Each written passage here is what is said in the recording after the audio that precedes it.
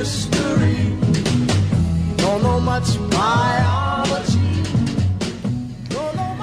Olá, estamos no ar a serviço da educação na Rádio Trianon, em parceria com a Unip, a Universidade Paulista e com o Colégio Objetivo. E também pelas redes sociais. Olá, Malu. Olá, Silvia Vinhas. Isso mesmo, nosso programa pode ser acompanhado pelos sites trianon.com.br, objetivo.br, curso-objetivo.br e no Facebook, pelo Colégio e Curso Objetivo. Nós estamos aqui com a jornalista Alessandra Neri. Olá. E essa cadeira aqui está esperando o nosso querido JG, o João Guilherme, que está no trânsito. A gente vai conversar um pouquinho antes de nós começarmos o nosso jornal, para dar tempo, ver se o JG chega. Ele está ouvindo a gente pela Rádio Trianon. JG, estamos aqui esperando você. Nosso assunto de hoje, do programa, depois do jornal, vai ser sobre o idoso, né, Malu? Vamos tratar dessa questão premente que é o envelhecimento, né? A população brasileira, e não só a brasileira, mas a população mundial está envelhecendo, né? E envelhecendo mais rápido, e estamos ficando mais tempo nessa fase do envelhecimento, não é? Então, estamos vivendo mais, né? Vivendo Quer mais. dizer, deveria ser preocupante, né? Estamos vivendo mais, seria bom, mas estamos vivendo mais e, por conta disso, a gente está tendo mais doença. Exatamente. Né? E exatamente por isso é que a gente tem que pensar na qualidade de vida. A Alessandra também ajudou a preparar o programa aí, as notícias. Como é que foi essa semana aí, Alessandra? Com certeza, foi bem corrido, mas muitas atividades, né? É verdade. Ô, Silvia, e aí nós vamos começar então com uma notícia, né, que chegou de Brasília. Alessandra, você esteve em Brasília essa semana, como é que foi essa história, Alessandra? Bem, eu não estive em Brasília, né? Mas, enfim, a notícia chegou, né? Nessa quarta-feira, os alunos premiados nas Olimpíadas Internacionais de Astronomia participaram de um encontro com o ministro Marcos Pontes, no Ministério da Ciência, Tecnologia, Inovações e Comunicações, em Brasília. Olha que interessante. Entre eles, o aluno do Objetivo, Luan de Souza Santos, que estava acompanhado do professor do Objetivo, Júlio César Claff, que é líder da delegação brasileira nas Olimpíadas Internacionais de Astronomia. Rodamos aí o VT1. O brilhante desempenho da delegação brasileira na Olimpíada Latino-Americana de Astronomia e Astronáutica, realizada no Paraguai, e na Olimpíada Internacional de Astronomia e Astrofísica, que aconteceu na China, rendeu um encontro com o ministro. Olha só, e não é pouca coisa não, hein? Bom, Luan de Souza Santos conquistou a medalha de ouro e o prêmio especial de melhor prova observacional na 10ª Olimpíada Latino-Americana de Astronomia e Astronáutica. Marcos Pontes ficou conhecido no Brasil e no mundo como o primeiro e único astronauta brasileiro a ir para o espaço. Eles compartilharam experiências e curiosidades. Legal, né? O Luan. Gente, é sensacional isso, porque eu fico pensando, né, na cabeça, né, de um menino olímpico. De repente, ele ganhou essa medalha olímpica, teve a oportunidade de estar com o ministro Marcos Pontes, que nunca deixou de ser astronauta. Então, que experiência fascinante essa, né, Malu? E também o Marcos Pontes, ele é muito empolgado, né, com essa questão. Está sempre sorrindo. Você reparou que ele está sempre sorrindo? Aliás, sempre feliz. Será que quem vai lá para cima fica sempre feliz? Ô, Silvia, deve ser, né, Silvia? Ô, Silvia, e você já entrevistou o Marcos Pontes também no Opinião Livre, né? No programa Opinião Livre, ainda logo depois, quando ele abandonou, né, a carreira, vamos dizer, deixou de ser astronauta, mas contou toda a experiência, inclusive levou um livro, né, contando essa experiência fascinante. É o nosso único astronauta. Infelizmente, nós não temos esse trabalho de formar astronautas, mas, né, Alessandra, com esses alunos olímpicos todos, quem sabe nós não vamos ter que são campeões, medalhistas em astronomia. Com certeza. Né? E, inclusive, esse encontro foi uma oportunidade de divulgação da OBA, né? Que é a Olimpíada Brasileira de Astronomia, que está com inscrições abertas, né? Olha, que Muita interessante. gente participa da OBA?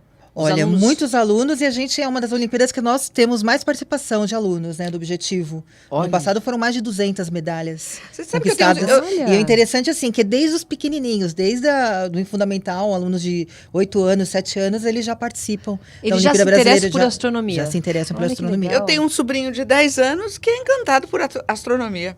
Tudo ele fala de astronomia. A astronomia está na ordem do dia dele, né? Não é, por exemplo, como outra matéria, como matemática, português e tal. Está na ordem do dia, mas astronomia também. Tudo que ele fala tem um pouco de astronomia. Eu acho que a tecnologia e tudo que a gente está vendo hoje está nos aproximando muito do universo. Né? Parece que o universo está próximo, parece que ele está palpável, parece que a gente consegue... De repente, estamos em Marte, os próprios filmes. Então, para o aluno, para o jovem, está cada vez mais próximo atingir o universo, né? E o objetivo também, incentivando também os alunos, né, desde o início para essa área também, a probabilidade de se formar aqui, mas um maior número de astronautas. Já pensou? Não é? Você já pensou se daqui do objetivo conseguimos tirar um astronauta, né? Eu acho que é um grande feito mesmo. E mesmo a questão da matemática... envolve várias disciplinas, né? Várias a disciplinas. Astronomia, né? Exatamente. Física, né, também. Quer dizer, o professor, até o Júlio, né, estava comentando, né, que envolve uma série de disciplinas, né? Matemática, física... Alessandra, mas só pegando um gancho aí na questão do Júlio, né? O Júlio, ele é um apaixonado... Não, a cara dele, o sorriso dele nas fotos, o orgulho. O Júlio, ele é um encantado por essa área de astronomia. E aí, pegando um gancho aí que eles sempre falam, aí, no Dia dos Professores, eles sempre falam que os alunos... por vezes, acabam acompanhando o que o professor, a matéria que o professor... Se tem um professor bom de física, você gosta de estudar física. Se tem um bom professor de matemática... É fundamental. Então, eu acho que o objetivo também acertou muito quando escolheu o professor Júlio como professor de astronomia e um encantador, né? Vamos chamar assim, um encantador de astronomia, né, Alessandra? Isso mesmo. Professor Júlio, parabéns, viu? E para o Luan também. Bom, vamos falar da Microsoft, que é um evento que aconteceu aqui em São Paulo. É um tour, né? A Microsoft está fazendo na América Latina um tour de tecnologia com várias palestras.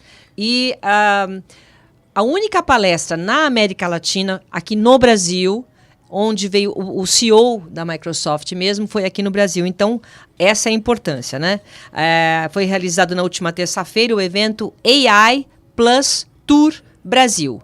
A proposta foi divulgar os benefícios da inteligência artificial para potencializar o trabalho humano, criando novas formas de realizar tarefas cotidianas, como também o seu apoio às estratégias das empresas. Foi apresentado um ciclo de palestras com especialistas que falaram sobre o assunto. Também foram expostos casos bem-sucedidos do uso da tecnologia em diferentes instituições, entre elas as da área da educação, como da Universidade Paulista, a Unip e o Colégio Objetivo. O destaque é que a Unip e o Colégio Objetivo são pioneiros no uso da inteligência artificial em suas videoaulas. O diretor de tecnologia do grupo, Unip Objetivo, Marcelo Vanini, foi um dos convidados palestrantes desse evento inédito no Brasil, como eu falei, e conversou comigo sobre o assunto. Vamos acompanhar. Roda VT Vanini. O grande diferencial foi a gente conseguir atrelar as APIs de inteligência artificial da Microsoft no processo de videoaula. E o que consiste essas APIs? A gente hoje, como você disse, acho que videoaula todo mundo produz, é um produto muito difundido para qualquer ramo educacional, varejo, enfim.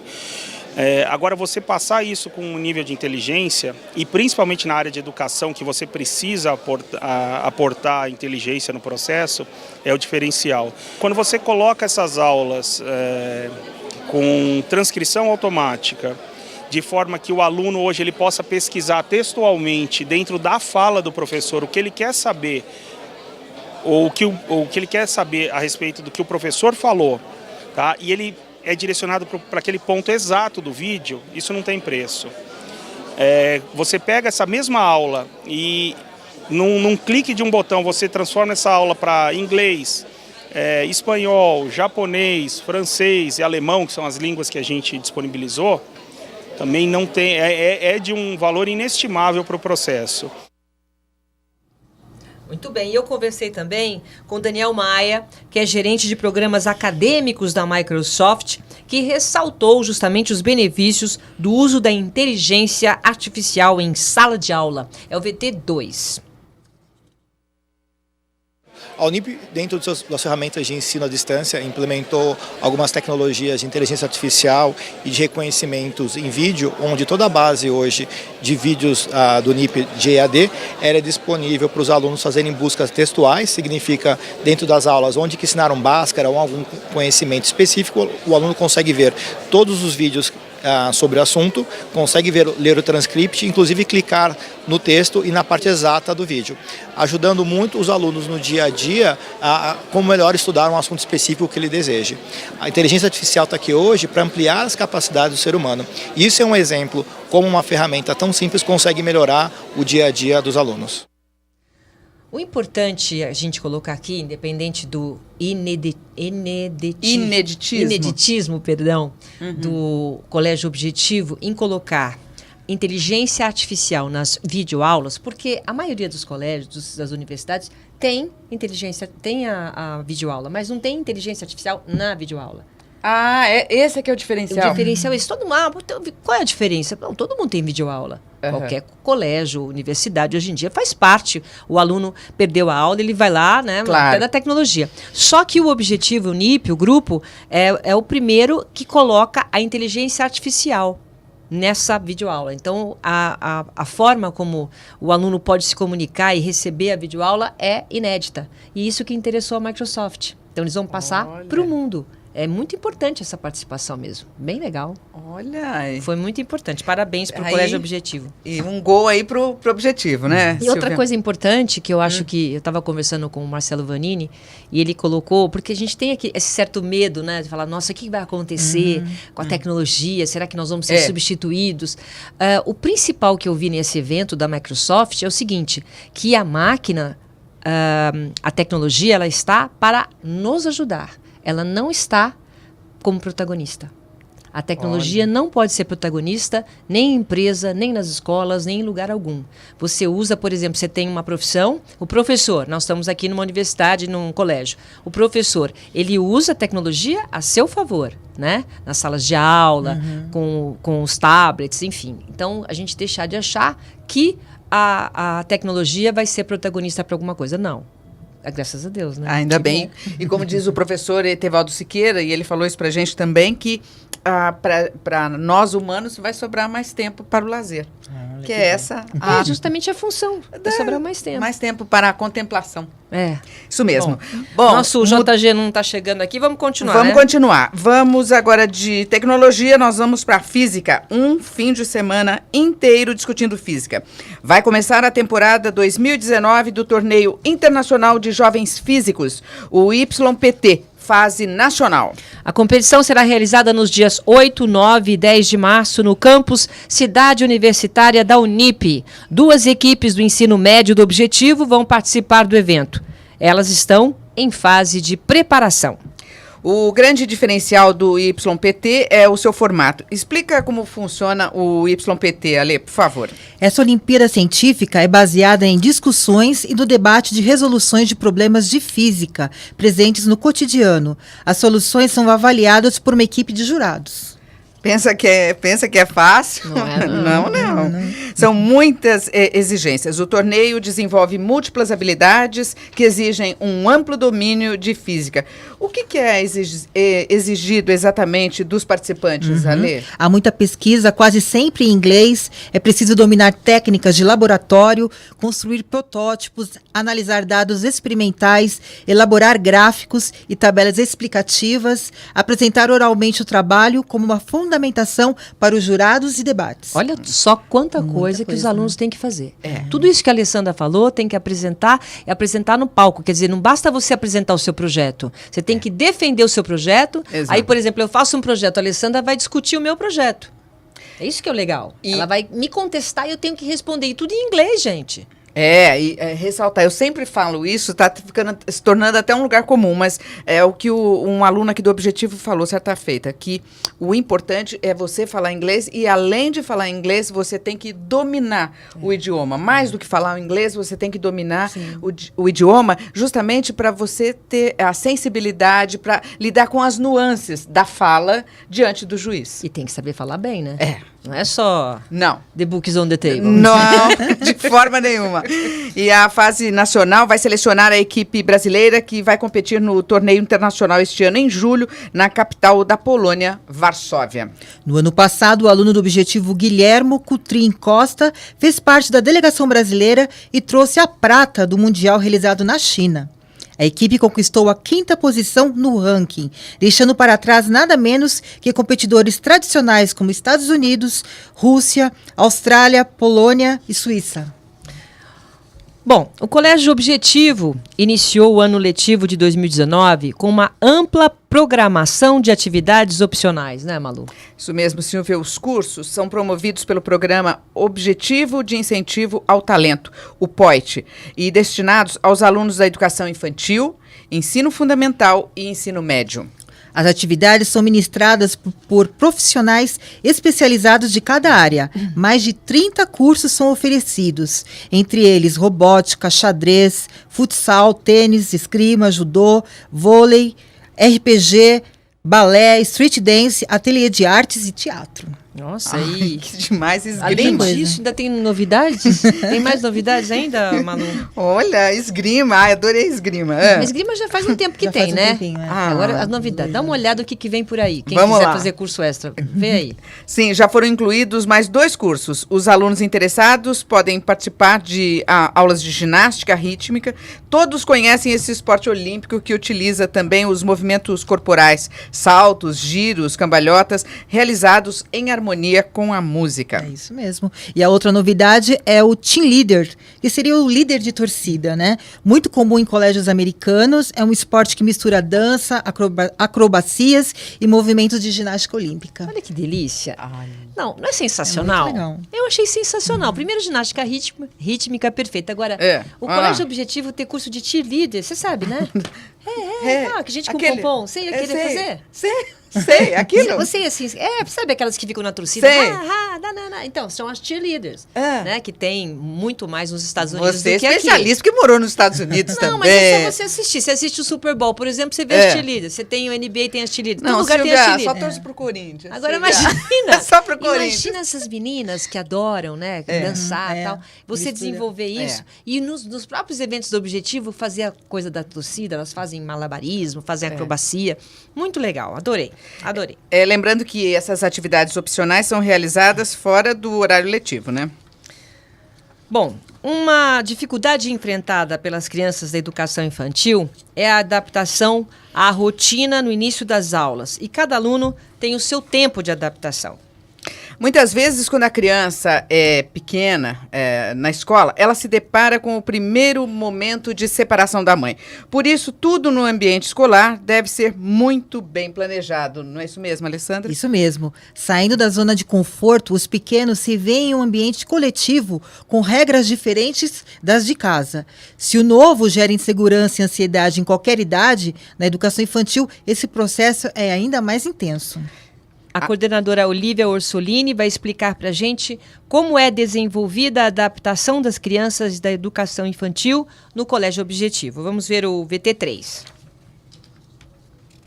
Todo ano, início de ano letivo, a gente se organiza para receber as crianças, tanto as novas como as antigas, né? Dando um período para elas se adaptarem. Para os pequenos da fase 1 e do fase inicial, a gente monta uma programação nos primeiros dias com as famílias, acompanhando as crianças e aí promovendo atividades diferentes para as crianças, para que elas possam explorar, para que elas se sintam bem num espaço maior, com cantos, e aos poucos as crianças vão se vinculando com as professoras e nós vamos retirando os pais para que eles possam também se sentir seguros, vendo que os filhos já estão bem, até o momento deles irem embora e as crianças ficarem o período todo. As outras crianças, existe uma programação para que a gente acompanhe também todo esse processo e onde as professoras vão verificar quais são os conhecimentos que as crianças trazem do outro ano e vão fazendo um trabalho de vínculo com ela, com as crianças do grupo e vai formando um grupo. Esse é o mais importante para a gente nesse início. O principal e que a gente trabalha muito com a família é que ela se sinta segura com a escolha da escola que ela fez, né? Porque isso ela vai passar para o filho e ele vai se sentir bem vindo para cá e podendo se relacionar com as crianças novas, continuar com o vínculo com as crianças antigas. Então, o mais importante é isso, é essa passagem de segurança deles para os filhos. Bom, e já aqui com a gente, né? Só 25 minutos atrasado. Você viu que a chefe é brava, Sim. né? Você viu que a chefe é brava. JG, boa tarde, em primeiro lugar. Boa tarde, todo mundo. Respira fundo. Sim. E já que você veio com a notícia, nós estamos ao vivo, como está o trânsito em São Paulo? Muito trânsito. Eu peguei uma das vezes que vim até cá com mais trânsito, vim de Pinheiros, é onde eu estudo direto pra cá, e um trânsito muito forte. Essa região aqui da Avenida Paulista, Sim. a essa hora Esse horário do... complicado. Você está estudando na unidade de Pinheiros, De Pinheiros, não é isso. Você está gostando? Muito, demais. Nono ano agora, Sim. já o último? Primeiro? Primeiro? Sim. Primeiro ano. É verdade. Primeiro ano. Nossa, você já se formou. Sim, Agora está começando a primeira série. exatamente. E estamos também começando a parte jornalística, né? Sim, sim. As notícias, preparando já as matérias. Exatamente. Né? Bom, a gente está quase no finalzinho, mas vamos lá. Alessandra, com você. Agora vamos falar um pouquinho da proposta pedagógica das aulas de inglês para as crianças do 2º ao 5º ano do ensino fundamental do Colégio Objetivo. A programação das aulas é enriquecida por atividades que possibilitam a prática das 4 habilidades linguísticas: speaking, reading, listening and writing. Uma atividade interessante que está sendo realizada nas aulas de inglês no mês de fevereiro é o trabalho a partir da data comemorativa Valentine's Day. Nos Estados Unidos, hoje, 14 de fevereiro, é o dia em que as pessoas expressam seu amor e gratidão uma às outras, por meio de cartões, presentes, flores e muito carinho. A coordenadora de inglês, Verônica Lopes, vai explicar a atividade. Vai ter 4. Nossa, o Valentine's Day é um dia super importante na escola. Nós comemoramos, na verdade, o Valentine's Day dia 14 de fevereiro. Então, lá nos Estados Unidos, o carteiro trabalha bastante porque há um envio grande de cartas. É o que a gente faz aqui. Cada aluno escreve uma carta para aquele amigo que gosta mais, a família. Então, não é apenas o dia do namorado. É o dia da pessoa que eu gosto muito. Os pais, os professores, os amigos e várias atividades são desenvolvidas durante a semana com esse foco, o foco de mostrar carinho, de mostrar gentileza para a pessoa que gosta. Então, com isso, os alunos acolhem os alunos novos que estão chegando, os professores novos que começam a fazer parte da sua vida, e esse link é muito importante para o início das aulas. O JG, antes da gente terminar, que a gente já está no Sim. finalzinho, nós demos uma notícia aqui que eu queria a sua opinião. Primeiro, em relação ao nosso aluno olímpico, Luan, que estava junto com o Sim. Marcos Pontes, foi lá, né, conversar com o ministro. O que você acha? Você acha bacana o que está acontecendo? Quer dizer, Sim. cada vez mais as pessoas se aproximando Eu acho do legal, universo, né, eu JG? acho legal a interação que você tem entre os países. Eu acho que esse é uma competição sadia, onde você traz quem chega primeiro em tal planeta, a questão da disputa que teve para quem chegava na Lua. Isso é um ganho que não é que um país vai ganhar só, eu acho que é o mundo inteiro que Pra ganha em cima humanidade, disso, não né? é? Exatamente. O compartilhar o conhecimento, Exatamente. né? Isso é muito muito importante. legal. Do mundo acadêmico também, Sim. né? Não, e nós mostramos aí o Luan ao lado do ministro. Que E legal. outra coisa, também só para terminar, que eu também queria sua opinião, nós vamos ter, esse ano, tem sempre aulas extras, né? Sim. E nós vamos ter de ginástica rítmica e de cheerleader. O que você achou? Nossa, acho De muito legal. cheerleader. Peguei a influência americana, né? Mas é bem legal. O Objetivo faz isso há muito tempo, né? De estar pegando sempre o que tem de melhor, as tendências. Isso é uma coisa que você não vê em quase nenhuma escola que a gente tem no Brasil. O Objetivo faz isso muito bem. De pegar tendências de aulas, ou de até ferramentas de atividade, por exemplo. O Talks, o Objetivo Talks que eu fiz ano passado na escola, que era interação na aula de inglês, e também agora trazendo todas essas aulas extras, eu acho muito legal. E você aproveitou, só pra gente encerrar, aproveitou a sua super viagem, que você foi pra Dubai, foi pra Suíça, foi pra Cancún, deu uma viajada. Sim. Porque o inglês está cada vez melhor. Tem que treinar sempre. Não importa se você vai viajar ou não, mas a língua língua do inglês é bem importante. Não só inglês, hoje em dia tem cada vez o mercado, a gente sabe, cada vez mais exige mais línguas, e eu acho que é muito importante e eu estou fazendo essa tarefa. E o que mais te impressionou nessa viagem, principalmente em Dubai, em tudo que você viu? Cultura árabe, muito interessante, eu acho. Eu acho a questão deles tratarem com o máximo respeito possível.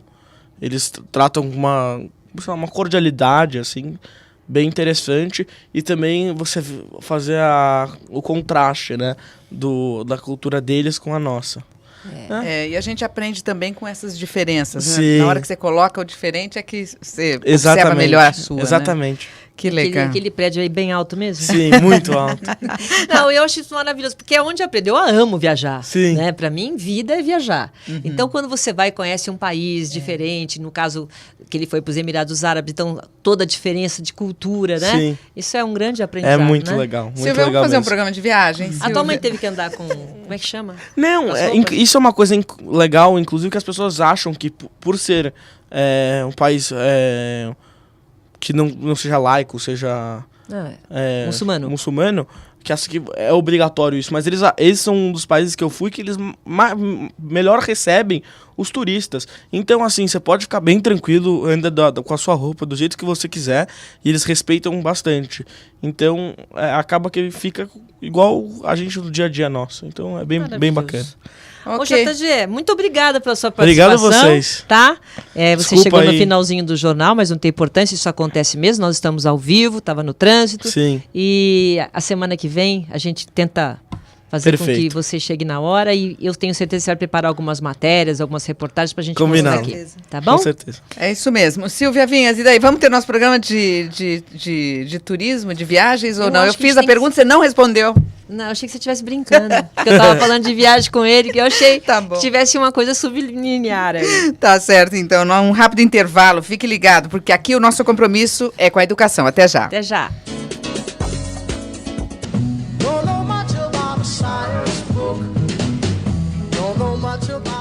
Segundo especialistas, não há mistério, fórmula mágica ou fonte da juventude.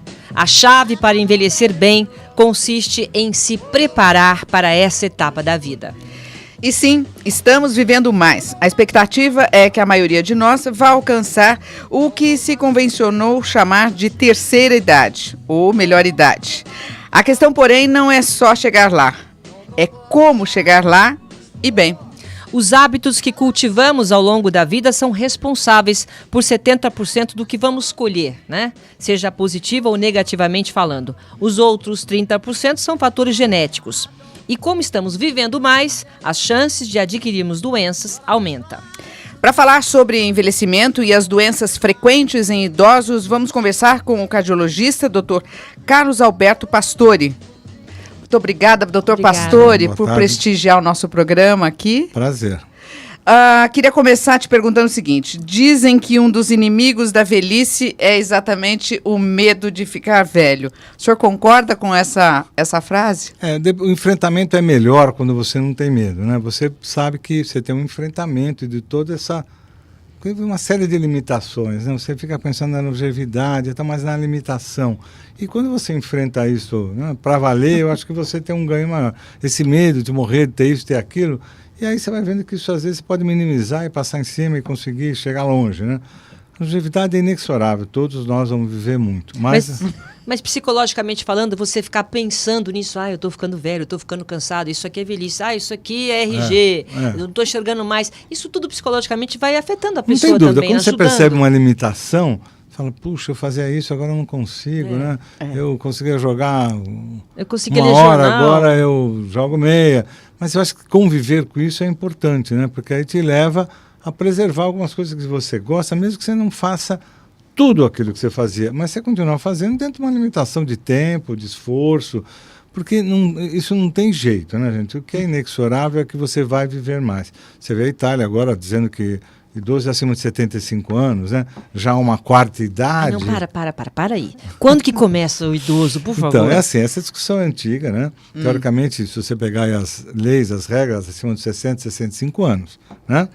Mas quem é idoso hoje com 60 anos, gente? Não, super jovem, Você com 60 anos eu fazia tudo que eu fazia com 30, 40. Então, quando você olha para trás e você faz com 30, 40, 50, Com 60, a mesma coisa, eu falei, idoso? Então, peraí, vamos começar a olhar números. A Itália agora não teve dúvida, a Sociedade de Genetologia Italiana, acima de 75. Porque as pessoas de 70 estão fazendo as coisas de 60, de 50. Então, há uma quarta idade acima dos 80 anos. Olha a quarta idade, já mano. há uma quarta já há uma quarta idade, porque você começa realmente a pensar em idoso acima dos 80 anos. Olha. Mulheres, então, né? Porque as mulheres não morrem, você sabe disso, né? Mulher vive muito, Nossa, né? uma O Rivelino vibe. que falava, ele falava assim, mulher é bom, mas vive muito. Vive demais. Mas por que elas vivem mais? Porque normalmente as mulheres, primeiro que elas são muito mais preparadas do ponto de vista orgânico, porque a gravidez, o parto, quer dizer, tudo isso tem uma preparação corporal muito grande e elas têm um sistema vascular bem mais protegido. Por isso que depois a menopausa é uma tragédia, né? O pacote é péssimo, elas pioram muito em tudo. Mas nesse período ainda onde o hormônio feminino está lá presente, elas têm muita proteção. E a mulher realmente tem um lidar com o quadro emocional, com gerenciar um pouco esta vida é melhor que os homens, não tenho a menor dúvida. Agora, ainda é comum associar a velhice a circunstâncias negativas como solidão, abandono, incapacidade e doença? Não há dúvida, isso ainda é uma verdade. Né? Por quê, doutor Pastore? Porque assim, né, agora acho que nem tanto, porque os idosos perceberam que eu lembro que as pessoas faziam 60 anos, chinelinho em casa esperar acabar a vida. Né? É verdade. Isso era, eu lembro perfeitamente que os 60 anos era a data, aposentava, sentava. Então aí começa o quê? Se afasta dos filhos, é uma solidão, e a solidão é péssima, né? Ela é um fator de risco para a doença cardiovascular, para vocês terem ideia. Então, aí essa ociosidade, você não vai fazer exercício com 60 anos. Imagina, você tem 60 anos indivíduo fazendo o que vocês quiserem no mundo. Então, tem uma mudança nessa história, né? Mas essa relação sempre houve, né? Eu acho que houve uma mudança nessas últimas décadas. O pessoal percebeu que pode fazer com 60, com 70. Não precisa ficar em casa, não precisa ficar se protegendo, porque a saúde não está hoje na vida sedentária, né? Ao contrário, está na vida ativa. Você sabe que eu tenho um amigo que falou o seguinte, que ele é médico, inclusive. Ele falou assim, eu fico muito bravo quando eu chego em shopping, em qualquer lugar, que a vaga do idoso é do lado do elevador. A vaga do idoso tinha que ser a última vaga, para obrigar o idoso a andar. Andar. Por que a vaga fica do lado do elevador? Olha só a cabeça Mas dele. se vocês olharem hoje para tudo que você pode fazer na vida para poder viver mais, com qualidade, eu não tenho a menor dúvida que é atividade física. Não tem outra, né?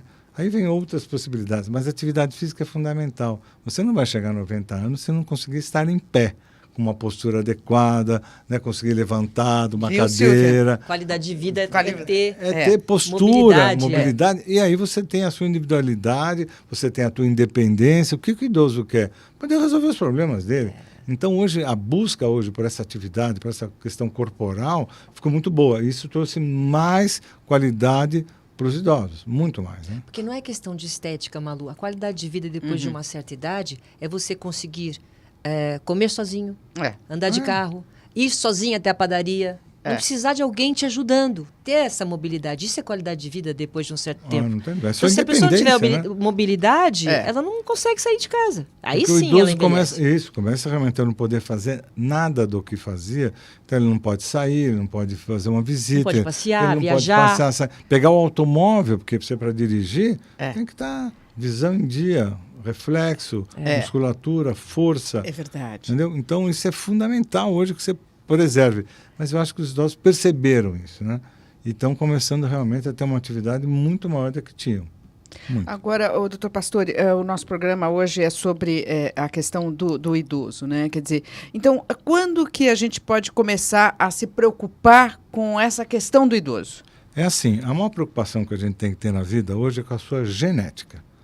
Como é que meus pais viveram, morreram, tiveram o quê? Porque assim, como é que você vai se preservar para o futuro? Você não vai começar a pensar nisso com 60, 70 anos. Tem que pensar aqui, nas primeiras décadas. Puxa, a minha família morreu toda de infarto, a minha família eram hipertensos, eles tinham diabetes. Quer dizer, você saber um pouco da tua genética, porque ela determina boa parte das doenças que vêm por aí. O câncer, por exemplo, né, é uma determinação genética enorme. Então, saber um pouco da história familiar, da genética familiar, te dá uma ideia do que você deve prevenir melhor. Puxa, se eu com 25, 30 anos tenho colesterol lá em cima, né? E hoje a gente vê que a dieta pouco interessa para o colesterol. Acabou a conversa. Acabou. Não é dieta. Quer dizer, dieta é 20%, é genética. Se você não começar a cuidar lá atrás, não vai resolver. Então você vai ver que você tem hipertensão arterial, um mal silencioso, que o primeiro evento às vezes é infarto ou derrame. Puxa, eu preciso cuidar lá atrás. Então, esta genética te propõe uma vida diferente. E não é para um mês perder peso, não. Olha, a obesidade foi um fator familiar importante, por exemplo. Né? Então, a obesidade, sei lá, se você tem um problema cardíaco, tem cardíacos... Teve câncer de mama, alguém da família, tudo tem que prestar atenção porque, no nosso fundo, histórico. Qual é o problema do idoso? É cuidar das doenças crônicas. É isso que você vai fazer na vida. Se tiver menos doenças crônicas, melhor, né? Agora, eu tenho uma hipertensão arterial, eu tenho um diabetes, eu tenho alguma doença que eu preciso cuidar, ótimo, hoje tem medicação adequadíssima, só que requer outros cuidados, dieta, exercício, etc. Então, você pode se programar um pouco para enfrentar aquilo que a genética te entregou. Já tem exames que você pode fazer do ponto de vista genético que já te dão um pouquinho onde estão as suas fragilidades genéticas, até para o câncer, né? Doutor, mas quando o senhor diz se preocupar com as doenças crônicas, doenças crônicas, no caso, são doenças inevitáveis? Quase inevitáveis. Por exemplo, vamos falar sobre hipertensão arterial. Você nasce geneticamente com uma tensão arterial diferente dos outros. O que quer dizer isso? Que na hora que você tiver um evento, você ficar nervoso, você tiver qualquer atividade, as tuas artérias vão ter uma constricção maior do que o normal. Conclusão, a pressão empina. Isso não tem conversa. Remédio. Você precisa ter uma tensão arterial menor. Para isso, você vai tomar uma medicação que permita que você não tenha esta resposta das artérias tão forte como os outros. Isso é geneticamente transmitido. Mas isso, então, nós estamos falando de genética. Se a pessoa tiver isso na genética da família. Isso, só se tiver genética. Aí você comenta, puxa, mas você pode minimizar isso? Claro que você pode. Você pode ser um indivíduo não ficar obeso, você fazer um bom exercício, você comer uma dieta adequada, você vai minimizar esta genética da hipertensão. Provavelmente você vai tomar medicação, mas talvez você não tenha tantas repercussões da hipertensão, por exemplo. Até onde entra essa questão por exemplo, da atividade física? Até onde ela garante? Porque, por exemplo, outras doenças eu fico imaginando, e eu estou querendo avançar a conversa, né? Por exemplo, um Alzheimer e tudo mais. Até onde a atividade física dá conta? Olha, dá conta de muita coisa. A hipertensão, se você faz uma atividade física de 1 hora, ela te deixa 24 horas com a pressão mais baixa. Então, veja, te ajuda muito no tratamento da hipertensão.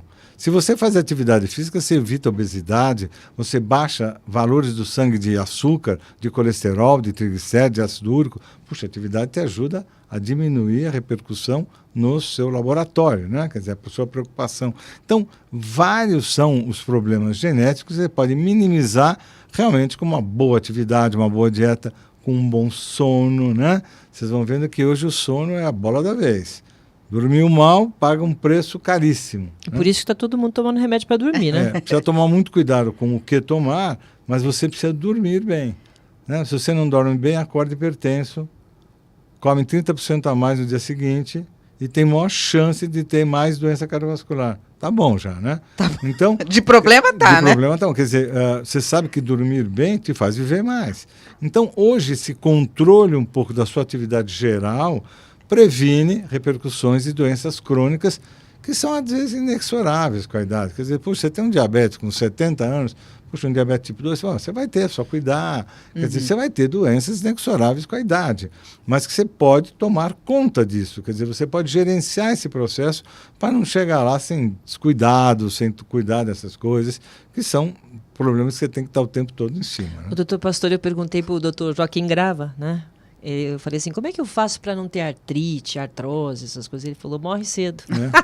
É o único jeito. Quem não vai ter uma artrose, uma artrite? Impossível. Mas como é que você lida com isso? É impossível, acabamos falando, nem mas fazendo a atividade exercício. Física ajuda, você vai melhorar. Hoje tem uma série de coisas de atividade física que vão te ajudar nesse processo. Mas tem algumas coisas da idade que são muito difíceis. Quanto mais se viver hoje, isso é interessante. Porque você tem que fazer uma conta até financeira. Né? Ninguém está esperando. Você está esperando aposentar com 60, vive até os 90, 100. Quer dizer, onde é que está o dinheiro para aguentar até lá? Até isso tem que pensar. Mas você tem que pensar que tudo isso que você vai ter no decorrer da vida, você tem uma forma, vamos dizer, gerenciável e a possibilidade de a cada década conseguir uma novidade. Hoje, morrer do coração precisa ser muito, muito, muito calhorda, porque se você prestar um pouco de atenção no teu corpo, você não vai ter um evento cardíaco. Porque se você cuidar da pressão alta, do colesterol, puxa, raramente o cara tem algum quadro. Às vezes é impossível você conduzir tudo isso, mas é raro, você sabendo que tem uma genética, é raro, você pode cuidar. A tecnologia também Nossa, ajuda. você chega no pronto-socorro hoje, a gente vê coisas absurdas. Antigamente você chegava e infartava, pronto, o miocárdio foi, tchau, sua vida vai ser péssima daqui para frente. Hoje não, você chega, abre a artéria e o cara sai bom, sem perder músculo. AVC, acidente vascular cerebral, se você chegar a tempo no pronto-socorro, te abre a artéria e você não perde cérebro. Então, tudo é uma questão de conhecimento, de estar atento, de cuidar. Então, a medicina tem realmente hoje alternativas sensacionais. Por isso, nós estamos vivendo muito, né? E ela perguntou do Alzheimer, em relação a... Nós temos aí mais de 35 milhões de pessoas no mundo que convivem com o mal de Alzheimer. Alzheimer e demência são as maiores preocupações dos idosos? Quer dizer, Alzheimer é uma demência. Dentro das demências, dessas doenças degenerativas cerebrais, o Alzheimer é delas a mais preocupante. Principalmente porque há uma discussão muito grande de o que é o Alzheimer realmente. Como é que você chega no Alzheimer? Como é que você previne o Alzheimer? O Alzheimer, no fim, é uma deposição de determinadas proteínas no cérebro que atrapalham a associação de áreas. O cérebro trabalha numa associação de áreas, né? Motoras sensitivas e cognição. Então, aquilo é tudo uma associação. De repente, você não consegue associar áreas, principalmente memória, etc. Quer dizer, você está falando em associação, em neurônios, sinapses, etc., como é que essa proteína acontece? Como é que ela fica lá?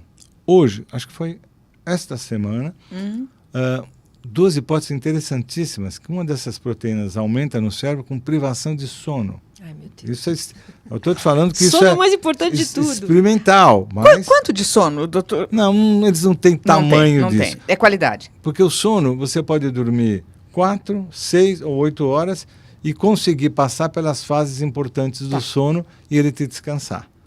Mas você pode dormir 12 horas e não passar pelas fases interessantes. Mas você vê, um dos trabalhos experimentais é sobre privação de sono. E o segundo, doença dentária, periodontite. Olha só, onde isso favoreceu muito a chegada de algumas bactérias no cérebro, que eram realmente responsáveis pela fabricação de proteína. Então eles estão na maior busca, milhões de dinheiros sendo jogados para saber onde está a causa do Alzheimer. Mas nós não temos dúvida que a prevenção a gente já sabe. A prevenção está onde? Qualidade de vida. Exercício físico, dieta adequada, tem que estar com as artérias boas para o cérebro ficar bem irrigado.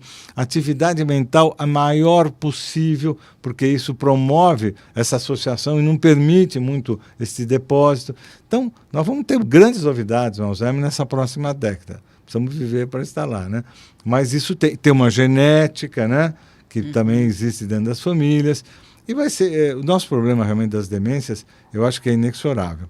Já existem hospitais no mundo só para tratar pacientes com Alzheimer, porque é uma doença muito chata, né? Porque a pessoa não se comunica. Pior, quanto mais ele desliga o cérebro, mais o corpo fica bonzinho. Então não morre, né? Fica lá sendo cuidado, vivendo um mundo totalmente desligado da realidade. Mas as demências vão ser um problema seríssimo, né? Em todos os países. Eu falo que é triste porque você perde o principal quando você está mais velho, que é a memória, né? Você não reconhece os entes queridos. Quer dizer, o que adianta ficar assim? Não reconhece muito nada. Triste. Muito triste. Doença triste e com uma penetração hoje do mundo, uma prevalência muito grande. Né? E ao lado do Alzheimer também, outra questão também, outra doença também, é o câncer. Doutor, como é que a gente ainda pode olhar para... Então, do que nós vamos morrer nas próximas décadas? Coração. Doenças cardíacas. Doenças cardiovasculares, ainda vamos ter décadas morrendo em primeiro lugar de doenças do coração. Segundo, voando, câncer. É esse que vem. Viveu mais chance de ter câncer, é claro.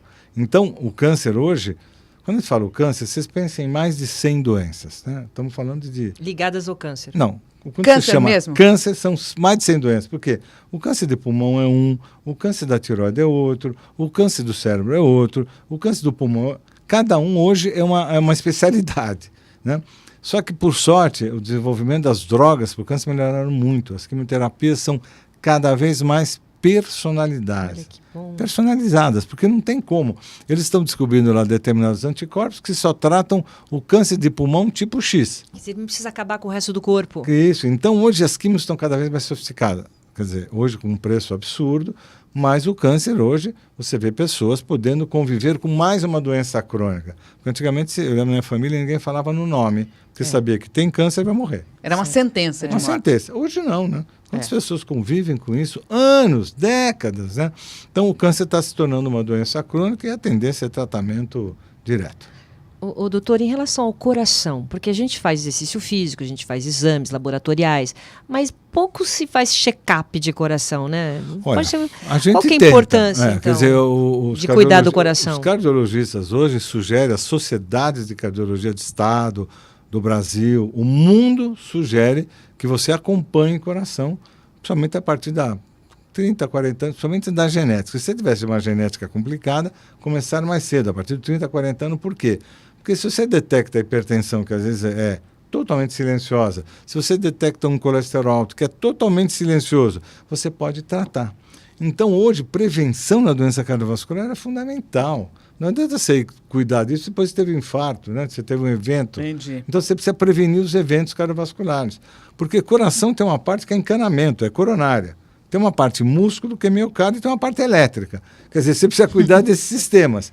Claro. E se você consegue cuidar, se você tem palpitações, por exemplo, puxa, alguma coisa na parte elétrica não funcionou. Se você tem doença, dor no peito, angina, puxa, isso é coronária. Falta de ar, isso é miocárdio. Quer dizer, você tem como gerar realmente aí toda uma condução e uma prevenção para a doença cardiovascular.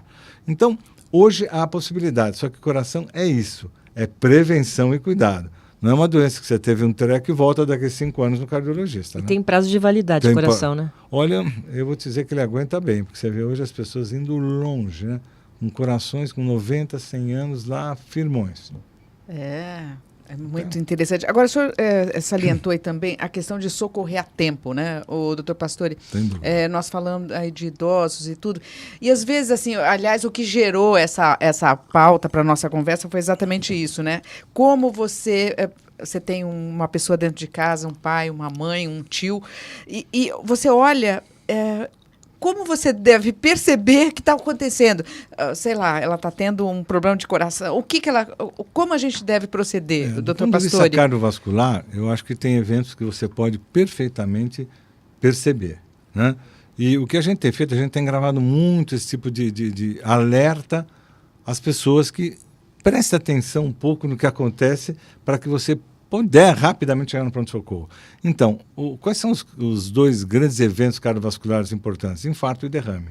Quer dizer, o acidente vascular cerebral, obstrução de uma artéria ou uma hemorragia cerebral, e o infarto miocárdio, que é uma obstrução de uma artéria coronária do coração.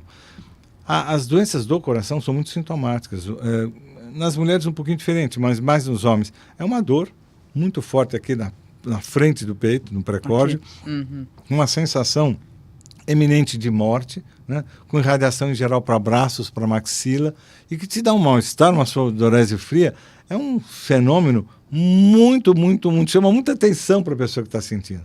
Então, por que é rápido para chegar no pronto-socorro? Porque você precisa chegar lá a tempo do indivíduo colocar uma substância na tua veia para tentar abrir a artéria. Então, infarto, às vezes uma aspirina que você tem é mastigar em caminho para o pronto-socorro. Claro, você precisa estar perto de algum centro. Ou o outro sinal que é do derrame, onde a pessoa lentifica, começa a ter dificuldade para falar, perde força no corpo. Quer dizer, você percebe que a pessoa está realmente perdendo a possibilidade de se comunicar e vai perdendo um pouco de força, né? Tem uma sensação de perder realmente aí o equilíbrio. Outra que tem que chegar rapidinho no pronto-socorro. Então, esta atenção para esses 2 sinais do infarto e do derrame são fundamentais, que você salva cérebro e salva músculo do coração. Né? Agora, em relação teve uma pesquisa que, não sei se procede isso, que após os 65 anos, 1 em cada 3 mulheres vai ter problema vascular. É assim, isso é interessante. Como eu falei para vocês, mulheres muito protegidas até a menopausa. Por quê? Porque o hormônio feminino é muito protetor, protege todo o sistema vascular. Acabou esse hormônio, o pacote é inesquecível, né? Por quê? Você vai ter uma repercussão no sistema cardiovascular. Você vai ter uma repercussão no sistema ósseo-muscular também, né? Musculatura. Você tem mais chance de depressão, aumenta colesterol. Quer dizer, A mulher tem que estar muito atenta nesse período, né? Para ver se pode ou não fazer reposição, mas isso vai deteriorar muito o sistema vascular. Então, a mulher tem que ficar muito atenta. Eu brinco porque no INCOR, quando a mulher infartava, a gente subia para ver, porque a gente não sabia o que era ver mulher infartada. Estou falando disso décadas atrás, né? Certo. Quando o INCOR abriu. Mas por quê? Porque não tinha infarto em mulher. As mulheres não infartavam, era 7-1. Você não via mulher infartar. E hoje estão infartando mais? Opa, depois da menopausa empata com o homem. Mas antigamente não tinha menopausa também? Tinha, Então. mas a vida era um pouquinho diferente. As mulheres não estavam nesta competição do dia a dia. As mulheres tinham uma vida um pouquinho mais amena na competição. O coração sofre com a emoção, minha filha. Né? O coração é um órgão que realmente, quanto mais atividade, mais tensão, mais adrenalina, mais repercute no coração. E depois da menopausa, aumenta o colesterol, você precisa cuidar. Tem uma série de alterações pós-menopausa, que são fundamentais. A mulher também não tem sintomas tão típicos de infarto como o do homem. Às vezes ela passa lá com cansaço, um mal-estar, até você fazer diagnóstico demora um pouco mais.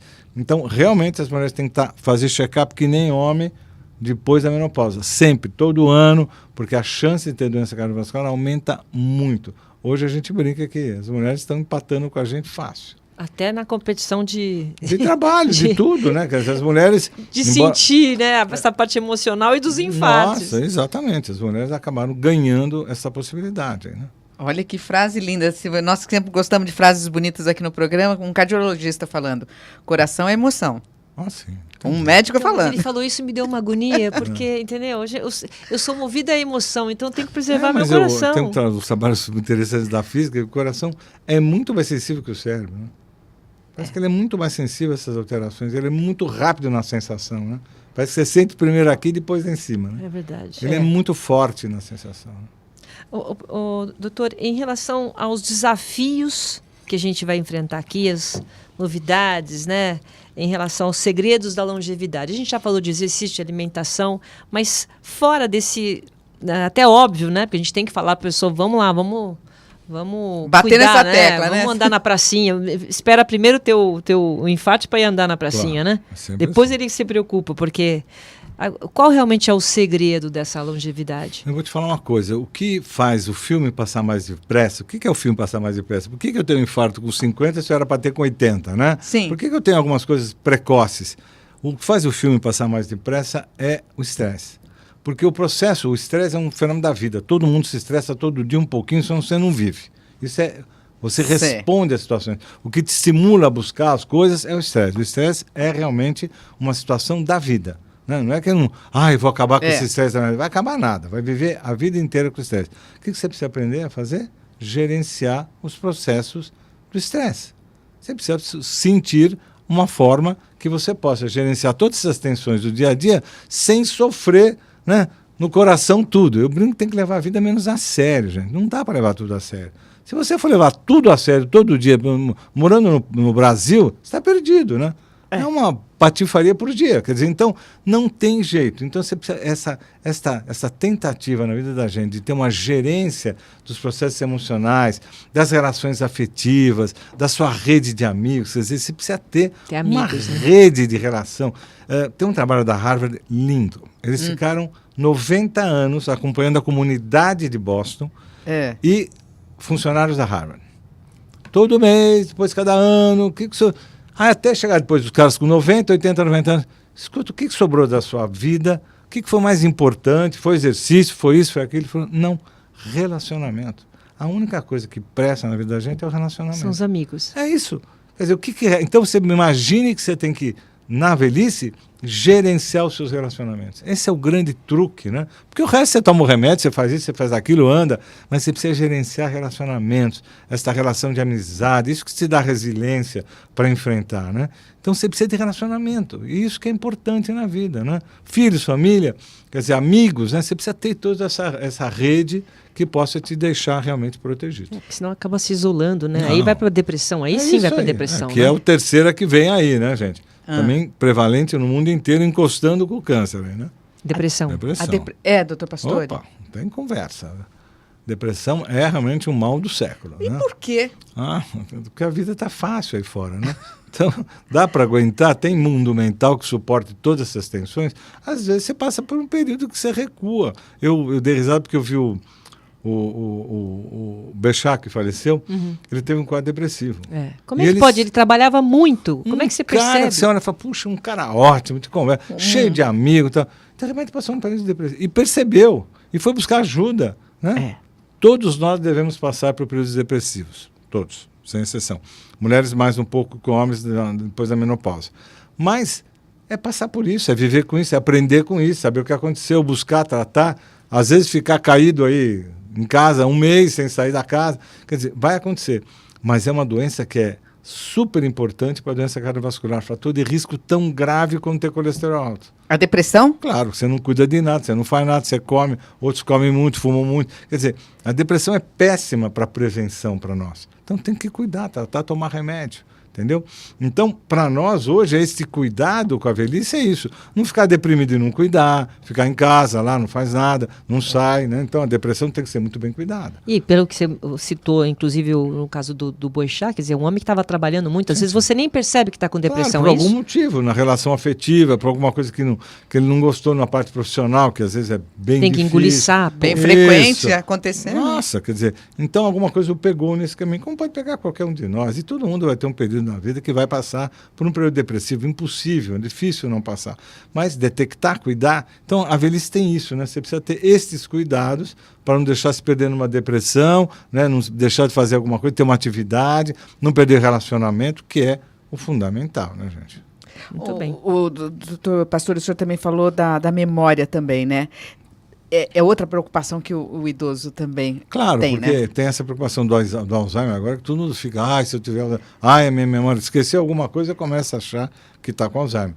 Mas isso, você sabe que toda a prevenção que você faz para o sistema cardiovascular, você está protegendo o cérebro. Porque se você proteger do colesterol, da pressão alta, do diabetes, você deixa seus vasos bons e o cérebro fica funcionante. Aí você tem que manter a atividade cerebral, é isso que funciona. Mas tem que ter encanamento bom, senão não adianta. Então, para isso, você precisa ter atividade, comer bem, cuidar das doenças crônicas, para poder ter um cérebro ativo, né?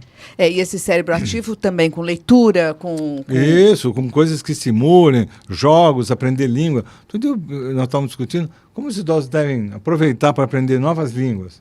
Puxa, isso é ótimo. Se você obriga a um trabalho cerebral, ótimo. Então tem várias alternativas para fazer o cérebro funcionar. E simples, né? Você pega... Nada difícil.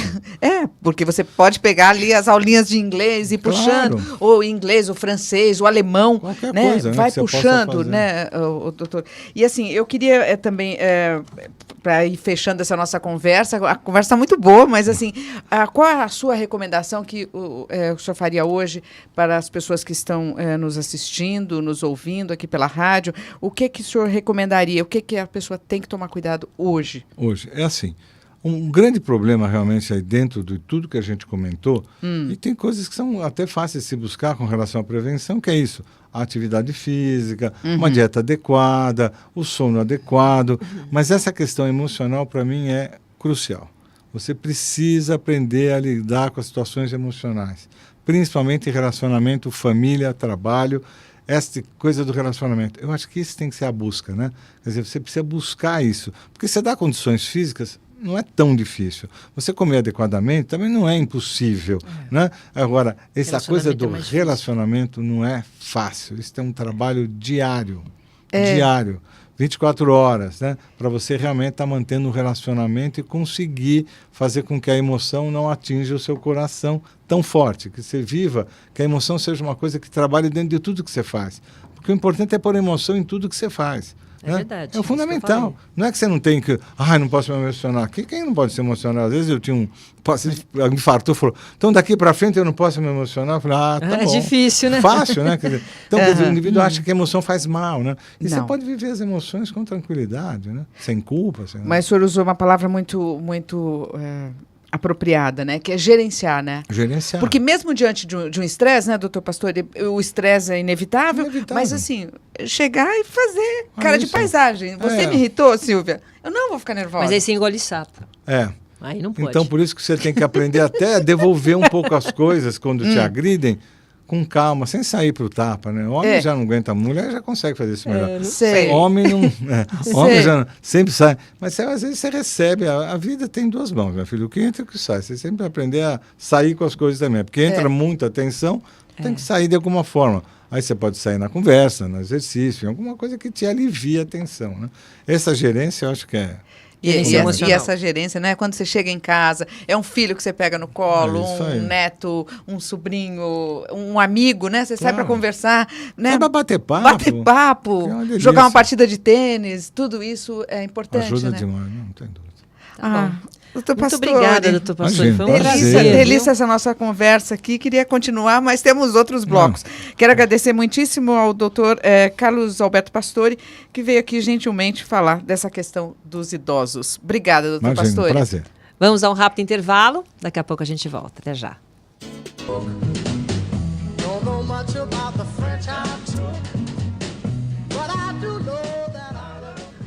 As sociedades modernas enfrentam há alguns anos o envelhecimento progressivo da população, colocando novos desafios e novas exigências aos sistemas de saúde. Desafios que assumem uma crescente importância pelo ônus que os problemas subjacentes e suas consequências representam para os indivíduos, para as famílias e para os diferentes setores da sociedade.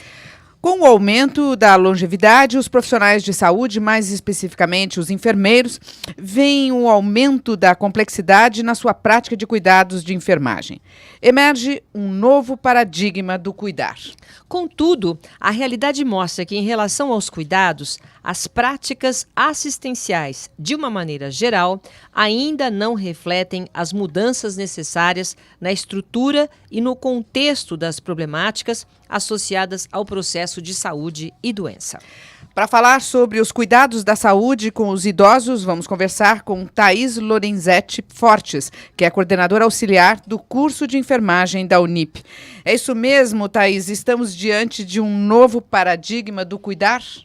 Estamos. Muito obrigada pelo convite. Boa tarde a todos. Estamos numa nova proposta, né, de entender o processo do envelhecimento. Então, eu acho que alguns preconceitos, alguns estigmas a gente tem que começar a romper. Um primeiro deles é a diferença entre idoso e velho. Não é velho, é aquilo que é descartável. Você tem um sapato velho. E aí você põe o sapato velho e dizem, nossa, que sapato bonito. Você diz, ele é velho, mas ele é confortável. Então, quando a gente fala do velho, eu não compro roupa naquela loja porque ali só tem roupa de velho. Isso então, mesmo. O que é uma roupa de velho? Né? Você diz assim, eu não entro naquela loja porque é roupa de velho. Outro dia uma amiga dizia assim, eu comprei um sapato que era mais confortável e as minhas filhas disseram, só de eu carregar a sacola já envelheci 10 anos, mãe. Olha. E aí você vai buscar um sapato confortável porque você não tem mais aquela necessidade do salto alto, sapato apertado, desconfortável. Você quer proteção e conforto. Então mudam algumas características. Aí você diz, ele é idoso. Ele não é velho. E a hora que eu entendo que ele é idoso, eu respeito essas características. Quem é o idoso? É aquele com uma experiência específica, com características que a gente entenda.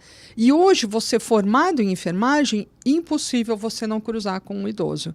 Mas eu não vou trabalhar na geriatria. Todas as unidades de um hospital têm idoso. Centro cirúrgico era menos que a gente levava para cirurgia um idoso.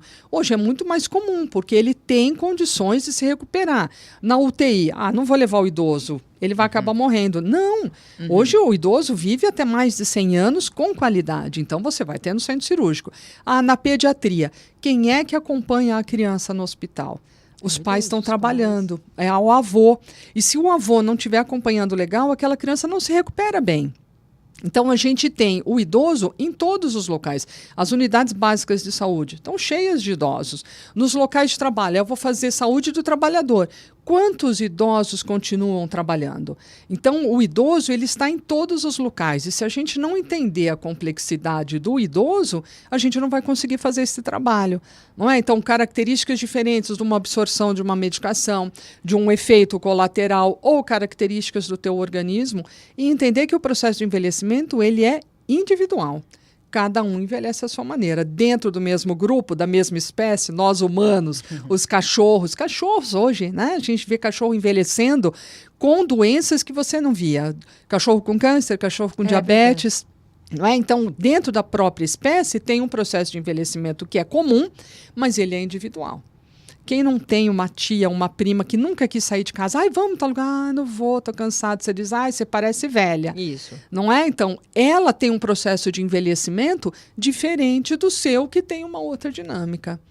Então, como na enfermagem a gente trabalha muito em cima de sinais e sintomas e não de doenças, a gente trabalha focando o que pode fazer para melhorar a condição de vida daquele paciente, o entender o envelhecimento faz com que você tenha ações específicas. Não especificamente, no caso, olhando como idoso, olhando a característica daquela pessoa individualmente. Da pessoa. Nunca como idoso, é isso? É um novo olhar para o idoso? Ele é o idoso e eu vou levar em consideração a isso. Porque, por exemplo, eu digo, olha, você vai cuidar do paciente tal, do quarto tal.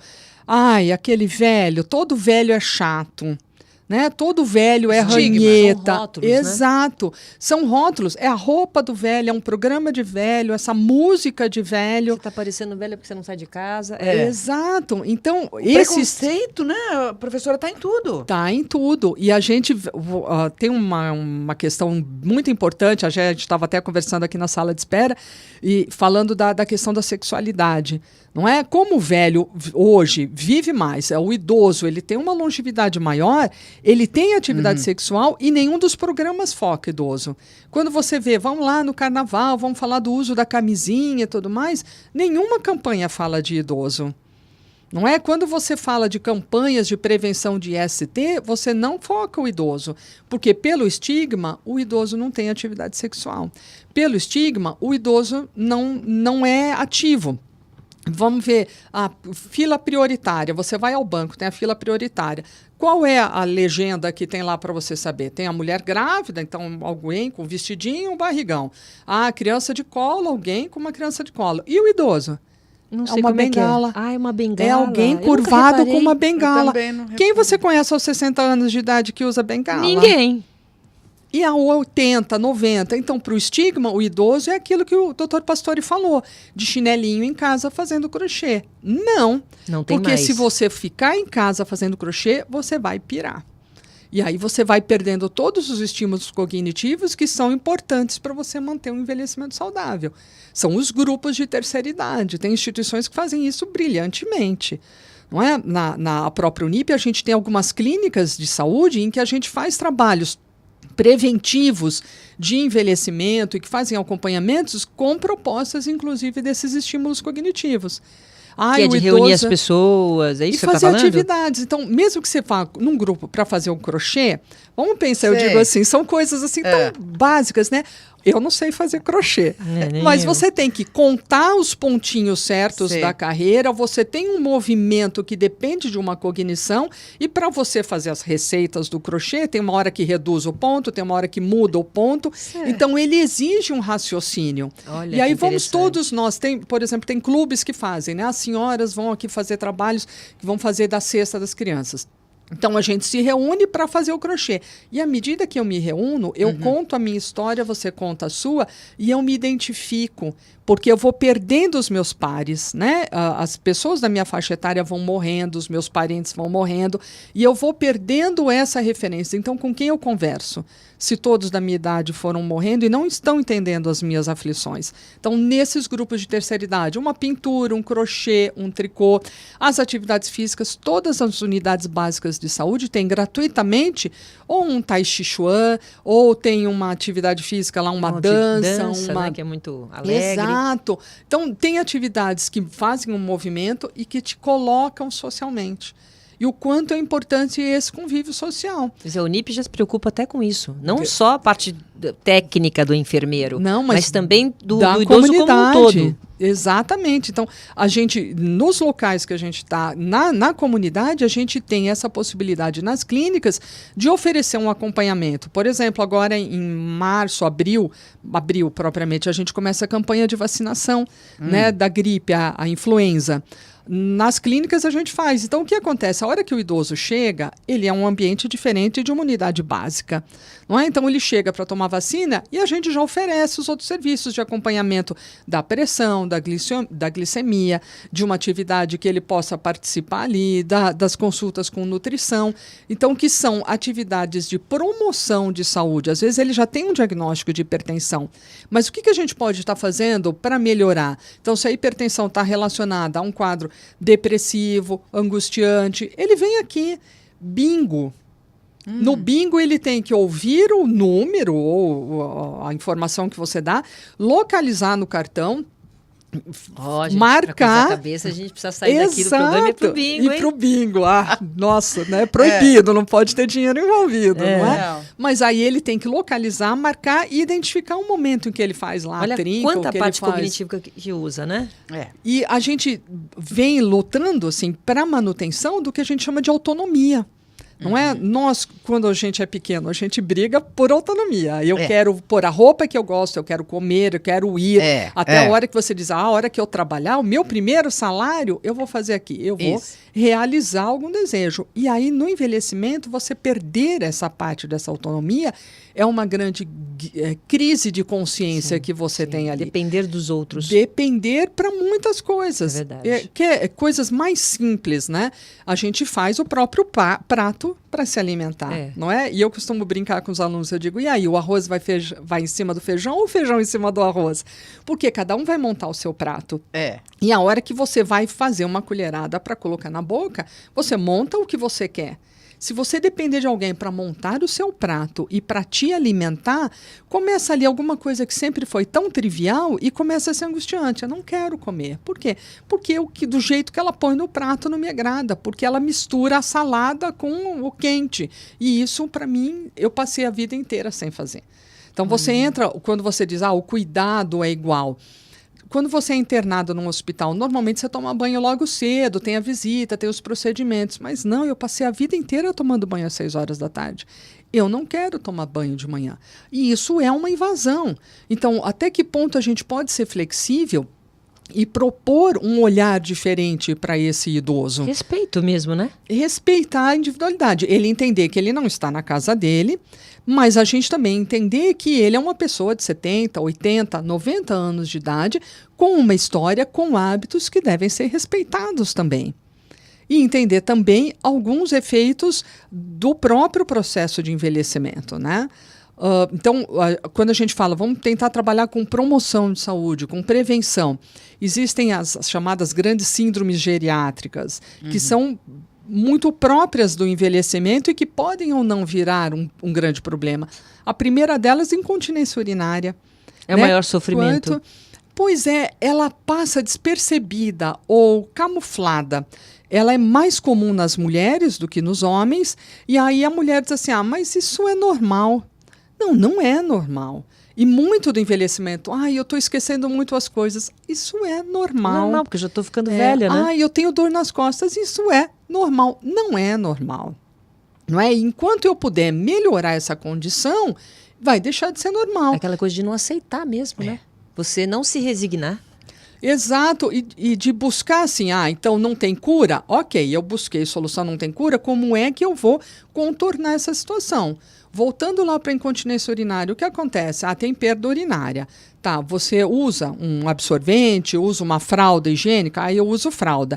Eu não vou em todo local porque o banheiro não me dá a condição de trocar aquela fralda de geriátrica, né? Então, eu restringo os locais que eu frequento. Ou não, eu não uso nada porque isso não é nada. Não é? Mas eu deixo de frequentar alguns locais porque eu sei que se eu tossir, se eu espirrar ou se eu tropeçar, eu posso ter perda de urina. Então, eu tenho constrangimento, eu não frequento.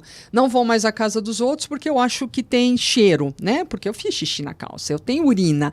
E aquele cheiro vai alertar, então eu não frequento mais. Ou, se a perda é ainda maior e eu não uso nenhum tipo de absorvente, eu posso urinar no chão, escorregar e cair. Nossa, então, a incontinência urinária que diz assim, é só uma perda? Não é. Ela vai te limitando de uma maneira que, às vezes, exercícios que você possa fazer para fortalecer o assoalho pélvico, para melhorar essa musculatura, ela pode prevenir.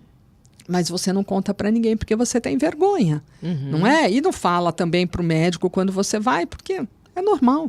Mas, professora, você acha que vem lá desse preconceito, realmente tem aí preconceitos, né? Você fala assim, tô ficando velho, entendeu? Quer dizer, já está até no nosso vocabulário, né? As frases que a gente usa e tudo mais.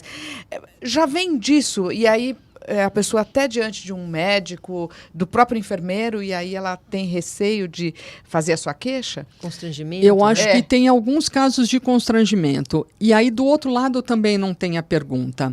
Quando a gente fala de doenças sexualmente transmissíveis, infecções sexualmente transmissíveis, nunca é perguntado no consultório. O idoso chega para uma consulta de rotina e dificilmente se pergunta, o senhor tem atividade sexual? Porque ele é idoso. Eu não vou perguntar. Já não pergunta. Exato. Então, é rotina perguntar, você tem perda de urina? Não é. Então, você vai lá, verifica a pressão, a diabetes, ok, aquelas crônicos mais comuns. Às vezes, se você vai ao ginecologista, ele faz a pergunta. Não é porque aí tem uma relação com o assoalho pélvico, mas de rotina não tem.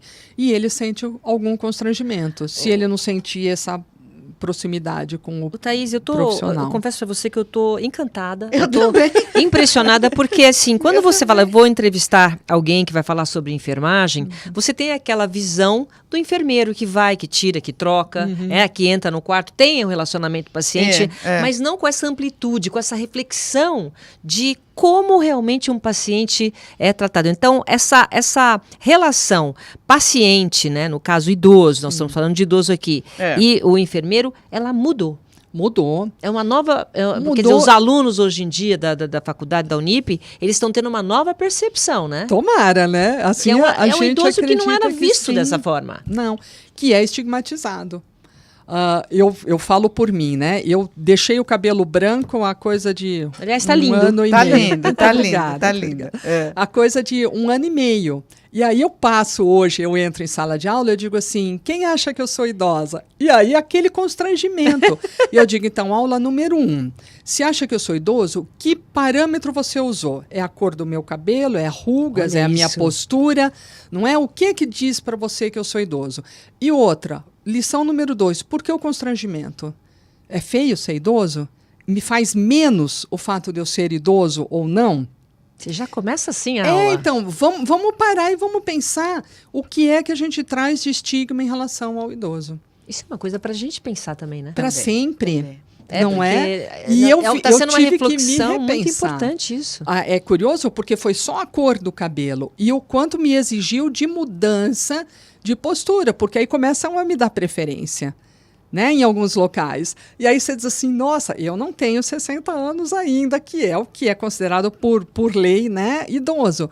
E por que é que o cabelo branco me faz idoso? Então, eu mudei tanta coisa, e como é que eu entendo e começo a perceber esse universo do idoso nos vários locais. Mas isso entra dentro do que ela falou, que é o preconceito realmente que o idoso sofre e que é preciso mudar esse paradigma. Sim. Que é o que você está fazendo com as novas cabeças. É o que a gente pretende, né? Então, vamos olhar como sendo igual a você com características diferentes. O processo de envelhecimento ele chama senescência. Não é? Então, o processo normal de envelhecimento é senescência. Aí eu digo, vamos fazer um paralelo com adolescência. Senescência? Que bonito. Senescência. Uhum. A adolescência é eu ficar adulto, eu adultar. Então, Isso. o adolescente. E o que acontece com o adolescente? Ele passa por alterações hormonais, físicas, fisiológicas e emocionais. O que acontece na senescência? Que é eu ficar um senente, eu ficar um idoso. Senil, alterações físicas, metabólicas, hormonais e emocionais. Sim. Não é? Então, eu tenho um processo físico tal qual na adolescência. E aí eu posso dizer que a partir dos 60 anos eu sou idoso? Não. Eu posso dizer que a partir dos 11 você é um adolescente? Tem adolescente que passa despercebido, que vai ficar com essas manifestações aos 18. Sim. Então, que é um idoso de 60, 70, 80, 90 anos. Eles são processos diferentes. O doutor Pastore falou que idoso, saiu uma pesquisa na Itália, que idoso agora é a partir dos 75 anos, aí Isso. começa a ser considerado idoso. Então, porque a gente busca parâmetros físicos, né? E pesquisa com o idoso tem uma grande dificuldade porque você tem todo um histórico. Então, o idoso que sempre se cuidou, que cuidou da alimentação, que cuidou de fazer uma atividade física, cuidou da pele. Protetor solar é recentíssimo, é coisa de 20, 30 anos. Na minha adolescência... Era cara no sol. Urucum, né? Pra ficar bem moreno. Johnson. Isso, e aí a gente tem, além das alterações de pinta, manchas, rugas, o câncer de pele, não é? Que é o mais grave. Então, essas alterações que vieram somando, melhoram muito a qualidade de vida. E a partir do momento que eu tenho longevidade, a gente vai num crescente. Qual é a idade para aposentar? Então, a gente percebe agora a questão da previdência. Então, não é só uma questão financeira. Se eu tenho uma perspectiva de vida de eu viver até os 85 e eu me aposento aos 60, eu vou fazer 25 anos. Sim. O que da minha vida? É verdade. Não é? Porque a nossa relação social está muito relacionada ao trabalho. E aí eu tenho estigmas. Eu tive uma vez uma aluna que diz assim, eu acho um absurdo o idoso ter preferência no local no ônibus. Eu trabalhei o dia inteiro, eu estou cansada. Eu tinha que sentar. Ele não faz nada, ele pega o ônibus a hora que ele quiser. Você diz, eu respeito a sua compreensão, mas eu não aceito. Não é porque o idoso tem o que ele trabalhou até ali. E se ele está na condição naquele horário, foi o horário que para ele foi o mais conveniente. Ele adquiriu aquele direito. Né? Exato. É um direito que ele adquiriu. Por quê? Porque ele já contribuiu ali. E hoje várias empresas fazem esse preparo psicológico para aposentadoria, né? O que é que você vai fazer? Porque especialmente o homem, ele perde o lugar. Porque a casa é da mulher. É verdade. Não é? E aí ele em casa, ele é um estorvo. E ele não tem para onde ir na rua. Então ele vai para o dominó na praça, ele vai para o bar. E aí a gente começa a ter muito etilismo entre os idosos. Depressão. Depressão é o pior que vocês sentem? Vocês recebem os pacientes? O que mais acomete os... Eu acho que a sensação da solidão, né? Solidão é o pior. E aí a depressão vem por conta da solidão. E o constrangimento de cobrar da família a presença, mesmo porque os filhos trabalham, os netos têm os compromissos, ou ele não tem essa constituição familiar, porque tem aquele idoso que é sozinho, que não se casou, ou se já perdeu o cônjuge e que não tem filhos e que a família era muito restrita. E aí ele depende das relações, dos amigos, de quem ele convive, que o ambiente de trabalho te propicia muito. Thaís, e aí acho que é uma questão que eu sempre falo isso com a Silvia, a questão do invisível, né? O idoso, ele se torna, por vezes, invisível, ou na grande maioria das vezes. Ele anda na rua, as pessoas não olham, né? Olha, mesmo no trabalho, sim, né? A opinião de um idoso, muitas vezes, ele já está ultrapassado. Ele não entende. Ele não entende. Né? E fica invisível. É isso que eu acho interessante. Mesmo você anda no metrô, isso aqui, tem lá o banco reservado, ninguém senta. Acho ótimo mesmo. Está respeitando o lugar do idoso. Isso. Mesmo que só vai se estiver no outro azul mais escuro. Mas no azul mais claro não é para sentar e acabou. Né? Porque isso é respeito. Porque ele se torna invisível. Porque se tiver um jovem... eu vejo aqui na Avenida Paulista, um jovem e um idoso, eles olham para o jovem. Será que é o hormônio? Eu não sei se é o hormônio ou é o medo, porque o idoso é aquele que, essa característica da solidão, se você cumprimenta, ele já vem e conta a história toda. Contando uma história, puxando um assunto, você diz, tá calor. Tá calor por conta disso, mas eu vi na previsão. Fala muito. E aí você... nem olha, porque se eu puxar assunto, lá vem a ladainha, e eu nunca tenho tempo. Será que fica a dica para o idoso, então? Vamos dar essa dica, então fica a dica, né? Seja mais sucinto. Seja mais sucinto. Então, eu acho que sim, mas a hora que você der uma brecha, ele também precisa. É verdade. Ele perdeu a relação de trabalho, eu acho que a grande dica é não perca os seus contatos sociais. Não deixe de frequentar. Tem um grupo de terceira idade, tem inúmeros gratuitos, você não precisa gastar para isso. Participe desses grupos. Ali você vai fazer contatos que vão ser importantíssimos para manter a tua autonomia, para manter o teu raciocínio, para manter a tua integridade física, para manter esses vínculos que te dão significado. Porque você acordar e dizer assim, o que eu vou fazer hoje? Não é só amizade, aí é ter objetivos também, né? Sim. É que você falou, fazer um trabalho social. Isso é até muito mais importante do que a própria saúde física, porque o que o doutor falou, você se alimentar bem é fácil, você fazer um exercício, ok. Agora, esse relacionamento é muito importante você manter para o resto da vida. Porque ele te alimenta socialmente a cognição e essa relação de preservação. Não de é pertencimento, né? Quantos estudos já foram feitos em relação ao que você tem de hormônios que são despendidos no afeto, num abraço, o quanto aquilo faz bem, né? Numa conversa, na música. Então, nessas relações, o quanto isso estimula você a ter uma saúde adequada. Agora, Thaís, essa relação paciente e enfermeiro, porque justamente nós estamos falando da solidão. Sim, então, o enfermeiro, ele passa a ser tudo. Ele passa a ser o ouvinte, o amigo. Como é que você faz para separar essa relação? Porque cria uma dependência muito grande. Criam uma dependência e cria um vínculo, né? Porque aí a dependência não é só do idoso em relação ao enfermeiro, mas o enfermeiro, o afeto que ele tem. Muitas vezes a gente projeta um parente, uma pessoa querida, se diz, nossa, ele lembra tanto o seu fulano por quem eu tinha tanto afeto, que já morreu, ou que, olha, ele está tão doente, o seu fulano está tão bem. Então, essa relação, eu acho que é a maturidade do trabalho mesmo. Assim como outras condições que a gente vê, uma criança em abandono, uma vítima de violência, o idoso vítima de violência, de exclusão, de abandono, de negligência. Olha, eu fico impressionada realmente. Eu fico, mas o que eu peço para os alunos, assim, alto lá, a gente não conhece quem foi esse idoso.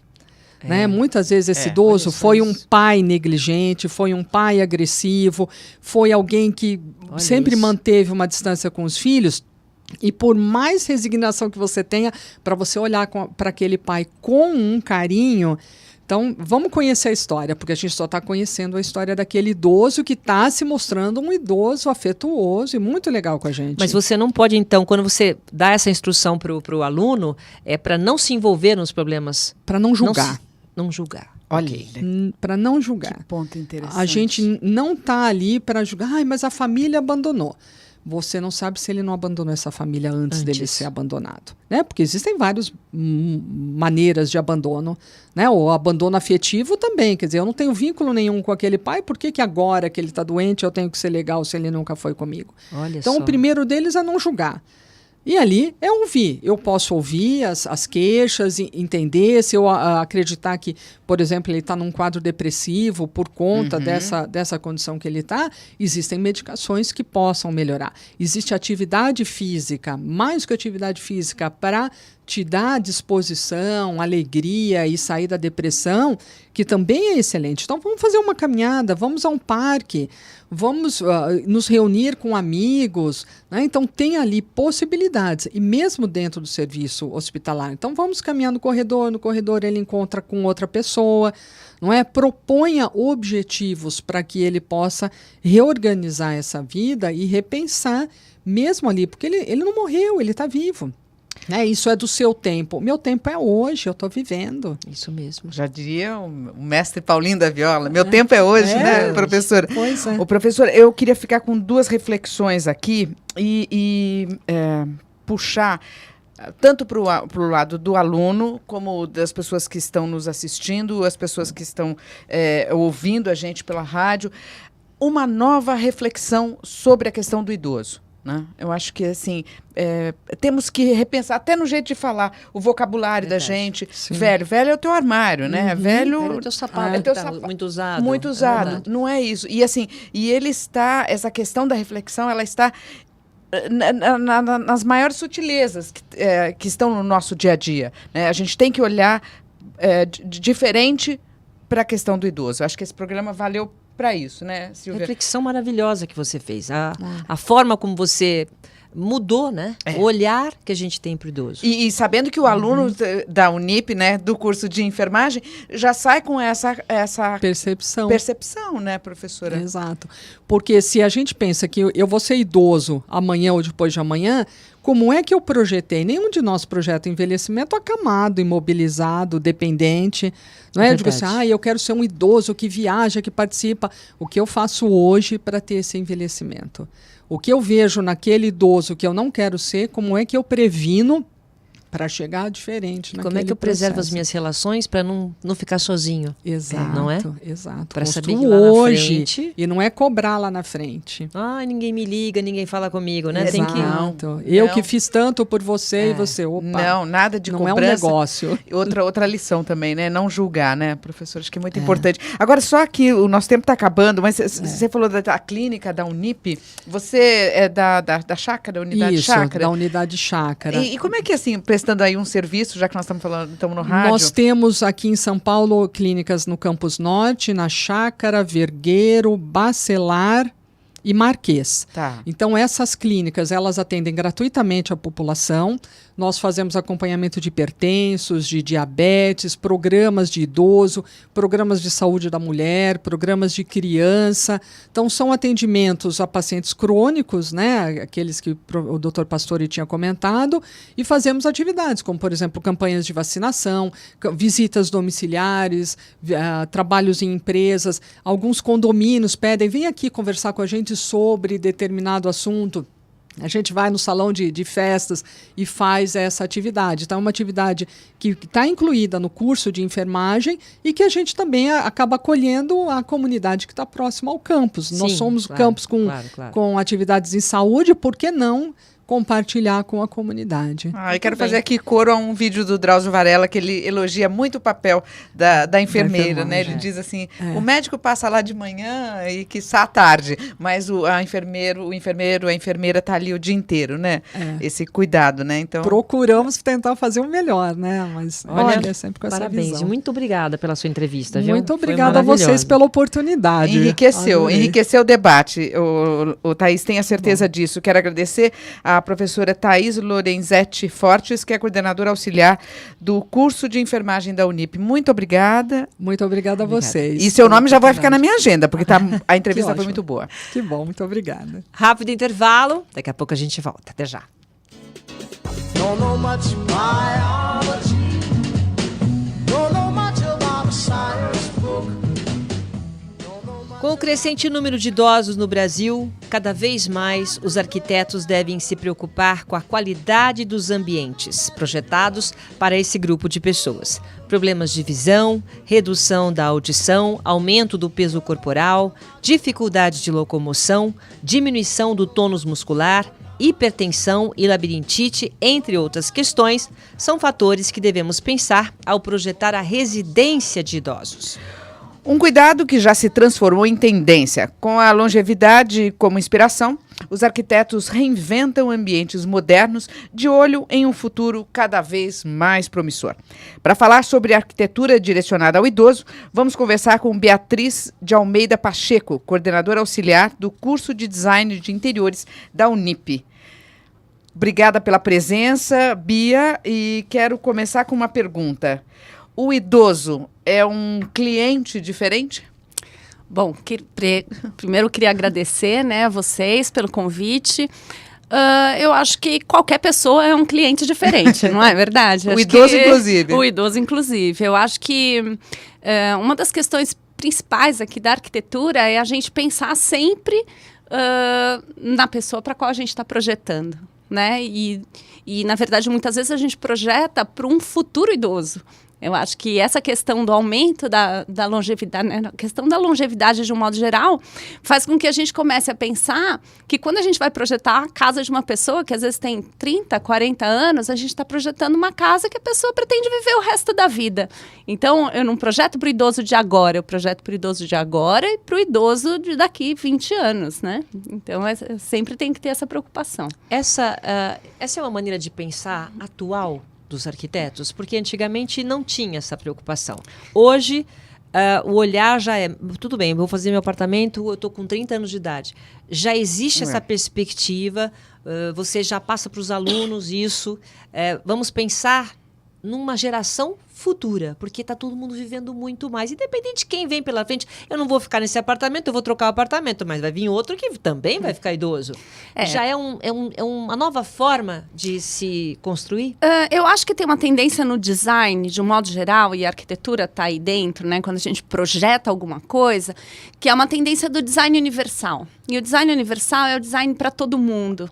Né? Então, quando eu penso numa questão do design universal, eu estou pensando em alguma coisa que pode ser usada por qualquer pessoa. Mas o design universal já existe, já é uma realidade. Já é uma tendência muito grande, né? Muita gente pensa nisso. Então, eu não vou fazer uma coisa adaptada ao idoso. Eu vou fazer alguma coisa que comporte o uso do idoso, assim como o uso do deficiente físico, assim como o uso, sei lá, de um deficiente visual e assim por diante.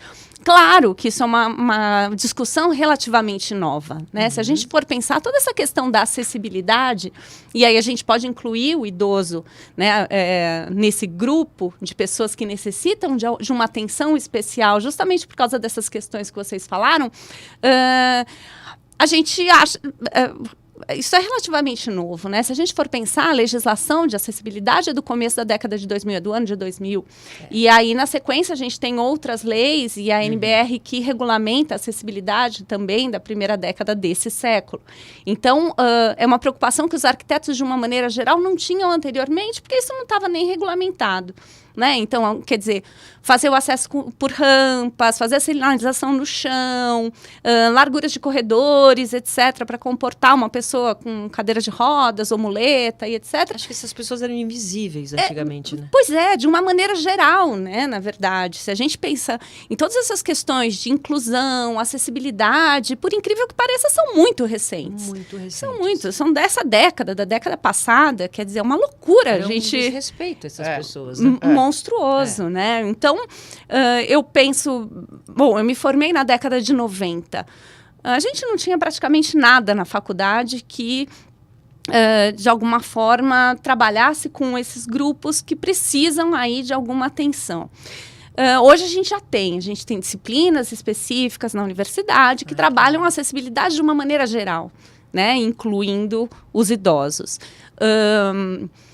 Então, o que a gente antes tinha era assim, vamos calcular uma rampa para que um cadeirante possa subir, ou uma pessoa caminhando, quanto eu posso ter de inclinação nessa rampa.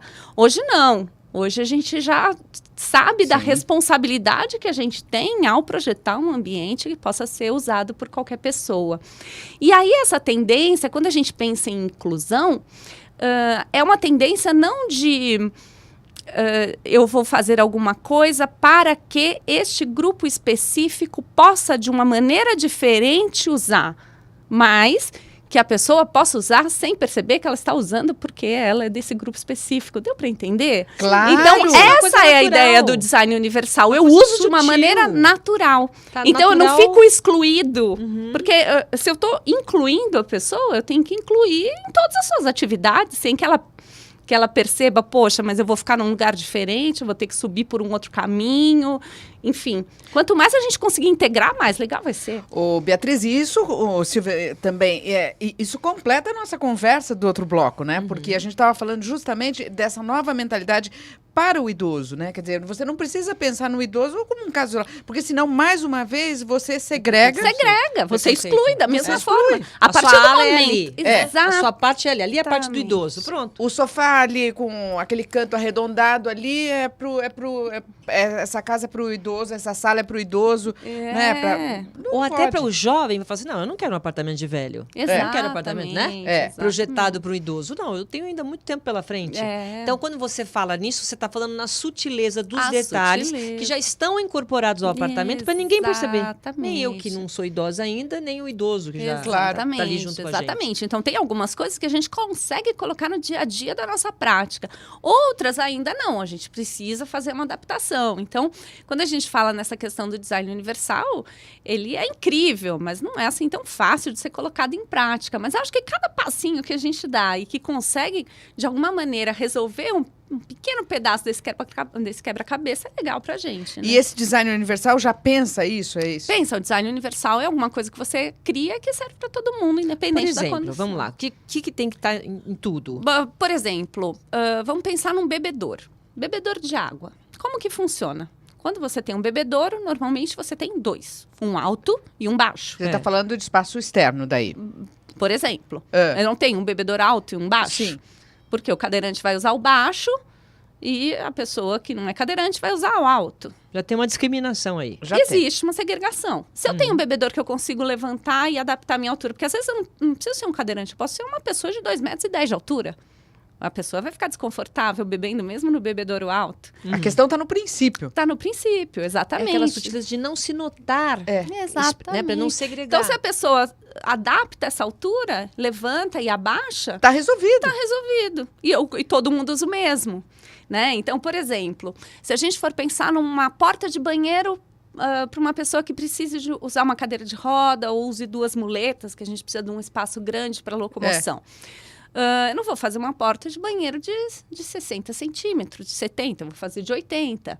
E aí eu consigo dar conta de que se eu precisar entrar com uma cadeira de roda, eu entro. Se eu precisar entrar de muleta, eu entro. Então, mas isso já está fazendo normal. Você vai construir um apartamento e tal, já é essa medida, ou não? Pois é, não. Né? O ideal seria que fosse.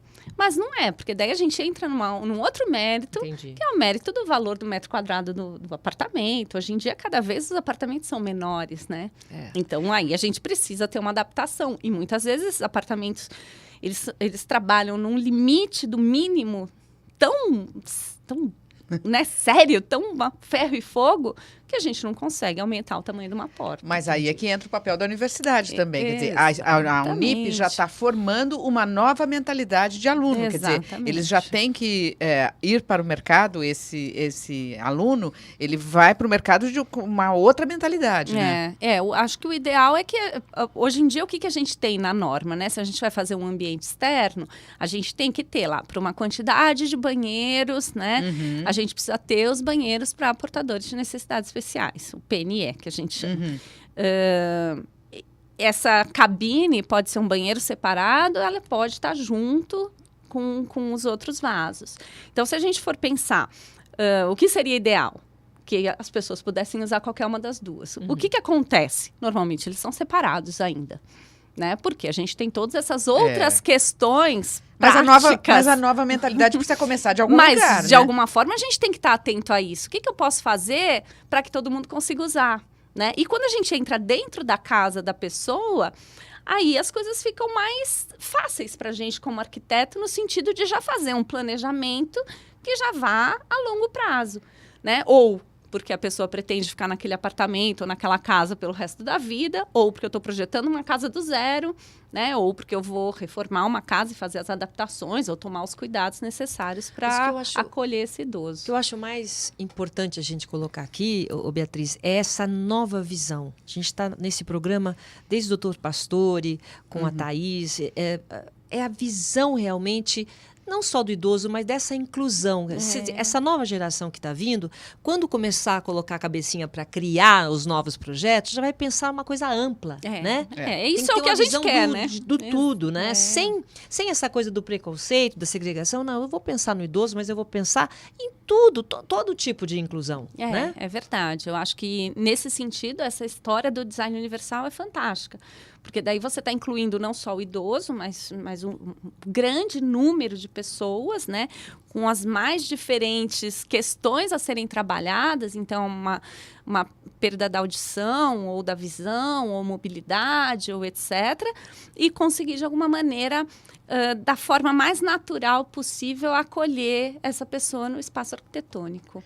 Eu acho que isso a gente se preocupa bastante na faculdade. Bia, e também uma questão que me chama a atenção, por exemplo, eu visitei uma pousada agora nas férias e vi que o banheiro tinha barra.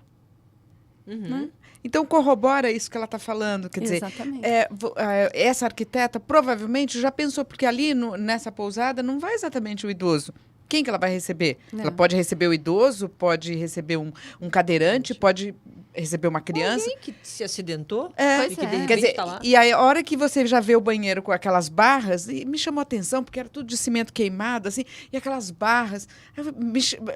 Confesso que a primeira a impressão que eu tive é de estranhamento. Mas é por quê? Porque ela já está pensando numa arquitetura, vamos dizer, num design inclusivo, né? Sim. Inclusivo, sim. Exatamente. Eu acho que mais do que acessível, inclusivo. Pois é isso que tem que acontecer. Acho que as coisas têm que ser tratadas de uma forma mais natural, né? Mais... a gente precisa começar a incorporar isso de uma maneira mais natural nas nossas práticas. Eu acho assim, o que eu na faculdade não tinha, tive muito pouco. Hoje a gente já trabalha muito mais com os alunos e eles já vão despertando para essas questões, né? Então, e a mudança é muito rápida também, né, Bia? Nossa, muito Eles já estão antenados com isso. Então, porque eu acho que as pessoas estão respeitando mais a diversidade, né? Eu acho que isso é fundamental. Então, quer dizer, as pessoas... E não é uma coisa forçada. Não. Principalmente na geração deles. Muito mais natural do que na nossa. Nós estamos tendo que nos adaptar. Sim, né? Claro. Você colocou alguns pontos aí, até no material que você enviou pra gente. Malu já falou, móveis... Sabe uma dica, a gente já está terminando? Móveis com cantos arredondados, evitar estofados baixos muito macios, trabalhar com contraste de cores, evitar tapetes, fios e extensões no chão, iluminação direta e fraca. Quer dizer, esse tipo de decoração, no caso, é uma preocupação também de vocês. Até como dica, né, para quem estiver ouvindo a gente. Eu acho assim, o idoso, ele tem uma série, principalmente eu estava ouvindo vocês lá atrás, é verdade, né? Tem idosos e idosos, né? A gente pensava no idoso de 60 e poucos anos, faz o menor sentido. Mas assim, a gente vai perdendo, e eu já perdi a visão muito, né? Tem que ler longe, enfim. Mas a gente, as pessoas idosas costumam ter uma perda de visão, de audição, se sentem mais pesadas, então tem uma dificuldade na mobilidade e tal. E isso a gente precisa tomar cuidado e tentar evitar. Por que eu vou pôr um sofá daqueles que você deita, afunda e depois você não consegue levantar? Em vez de pôr um sofá mais durinho, que a pessoa se sinta mais confortável, né? Consiga levantar e sentar de uma maneira mais rápida. Ou... vou pôr um tapete, eu preciso tomar cuidado com esse tapete. E não é só para idoso, é para todo mundo. O tapete é perigoso. Né? Então, vou pôr um tapete antiderrapante, tomar cuidado com as bordinhas do tapete que levantam, né? Tomar cuidado com as luzes muito indiretas. Então, é legal que eu tenha uma iluminação mais direta. Aquele ambiente gostoso, né? É bom para cair, né? Qualquer Mesinha de centro, é assassino, né? A gente tropeça, bate a canela. Eu tenho um puff lá em casa que, olha, vou te dizer, eu preciso tirar esse puff desse lugar. Pois é, né? Você já sabe que vai bater ali qualquer hora. Se eu apaguei a luz antes, o puff. O puff, exatamente. Então, os puff, né, acolchoadinho ainda vai, mas uma mesinha de centro complicado. O puff tudo bem, né? Você vai pegar aquela quina da mesa. Cai, né? Já deita ali no puff, não tem problema. Extensão, então tomar cuidado com essa questão, né? A gente tem essa mania, principalmente quem mora em apartamento mais antigo, casa mais antiga, que não tem muita tomada, então é extensão para todo lado. É verdade. Então cuidado com esses fios. É mesmo, a extensão, né? Aqueles fios soltos. Ficam fios soltos, aí pode tropeçar. Então acho que é um conjunto de coisas que a gente tem que levar em consideração. Mas também não acho que seja para o idoso só. Acho que são considerações que a gente pode levar sempre no projeto, né? É verdade. Ai, muito bem. Gente, que conversa gostosa. Programa muito bom. Rapidinho, mas você vai voltar. Vou, que bom. Quero agradecer aqui a Beatriz Almeida Pacheco, que é coordenadora auxiliar do curso de Design de Interiores da Unip. Ô, Bia, muito obrigada. E tenho certeza que você vai voltar, porque eu fiquei com muitas dúvidas ainda, né, Silvia? Não, na verdade, você ficou meia hora. É que o papo é bom. Quando o papo é bom, passa rápido. Mas eu acho muito importante essa reflexão, você que acompanhou também lá nos bastidores do programa de hoje, é realmente mostrar esse olhar para nós. Né? Esse olhar renovado, né, Silvia? Esse olhar renovado. Muito obrigada, viu? Obrigada pela presença. Bom, nós encerramos o programa de hoje com um trecho do texto Não Tenha Medo de Envelhecer, da poetisa goiana Cora Coralina, considerada uma das mais importantes escritoras brasileiras e que lançou o seu primeiro livro aos 76 anos. Tenho consciência de ser autêntica e procuro superar todos os dias a minha própria personalidade, despedaçando dentro de mim tudo que é velho e morto. pois lutar é a palavra vibrante que levanta os fracos e determina os fortes. O importante é semear, produzir milhões de sorrisos de solidariedade e amizade. Procuro semear otimismo e plantar sementes de paz e justiça. Digo o que penso com esperança. Penso no que faço com fé. Faço o que devo fazer com amor. Eu me esforço para ser cada dia melhor, pois bondade também se aprende. Mesmo quando tudo parece desabar, cabe a mim decidir entre rir ou chorar, ir ou ficar, desistir ou lutar. Porque descobri, no caminho incerto da vida, que o mais importante é decidir.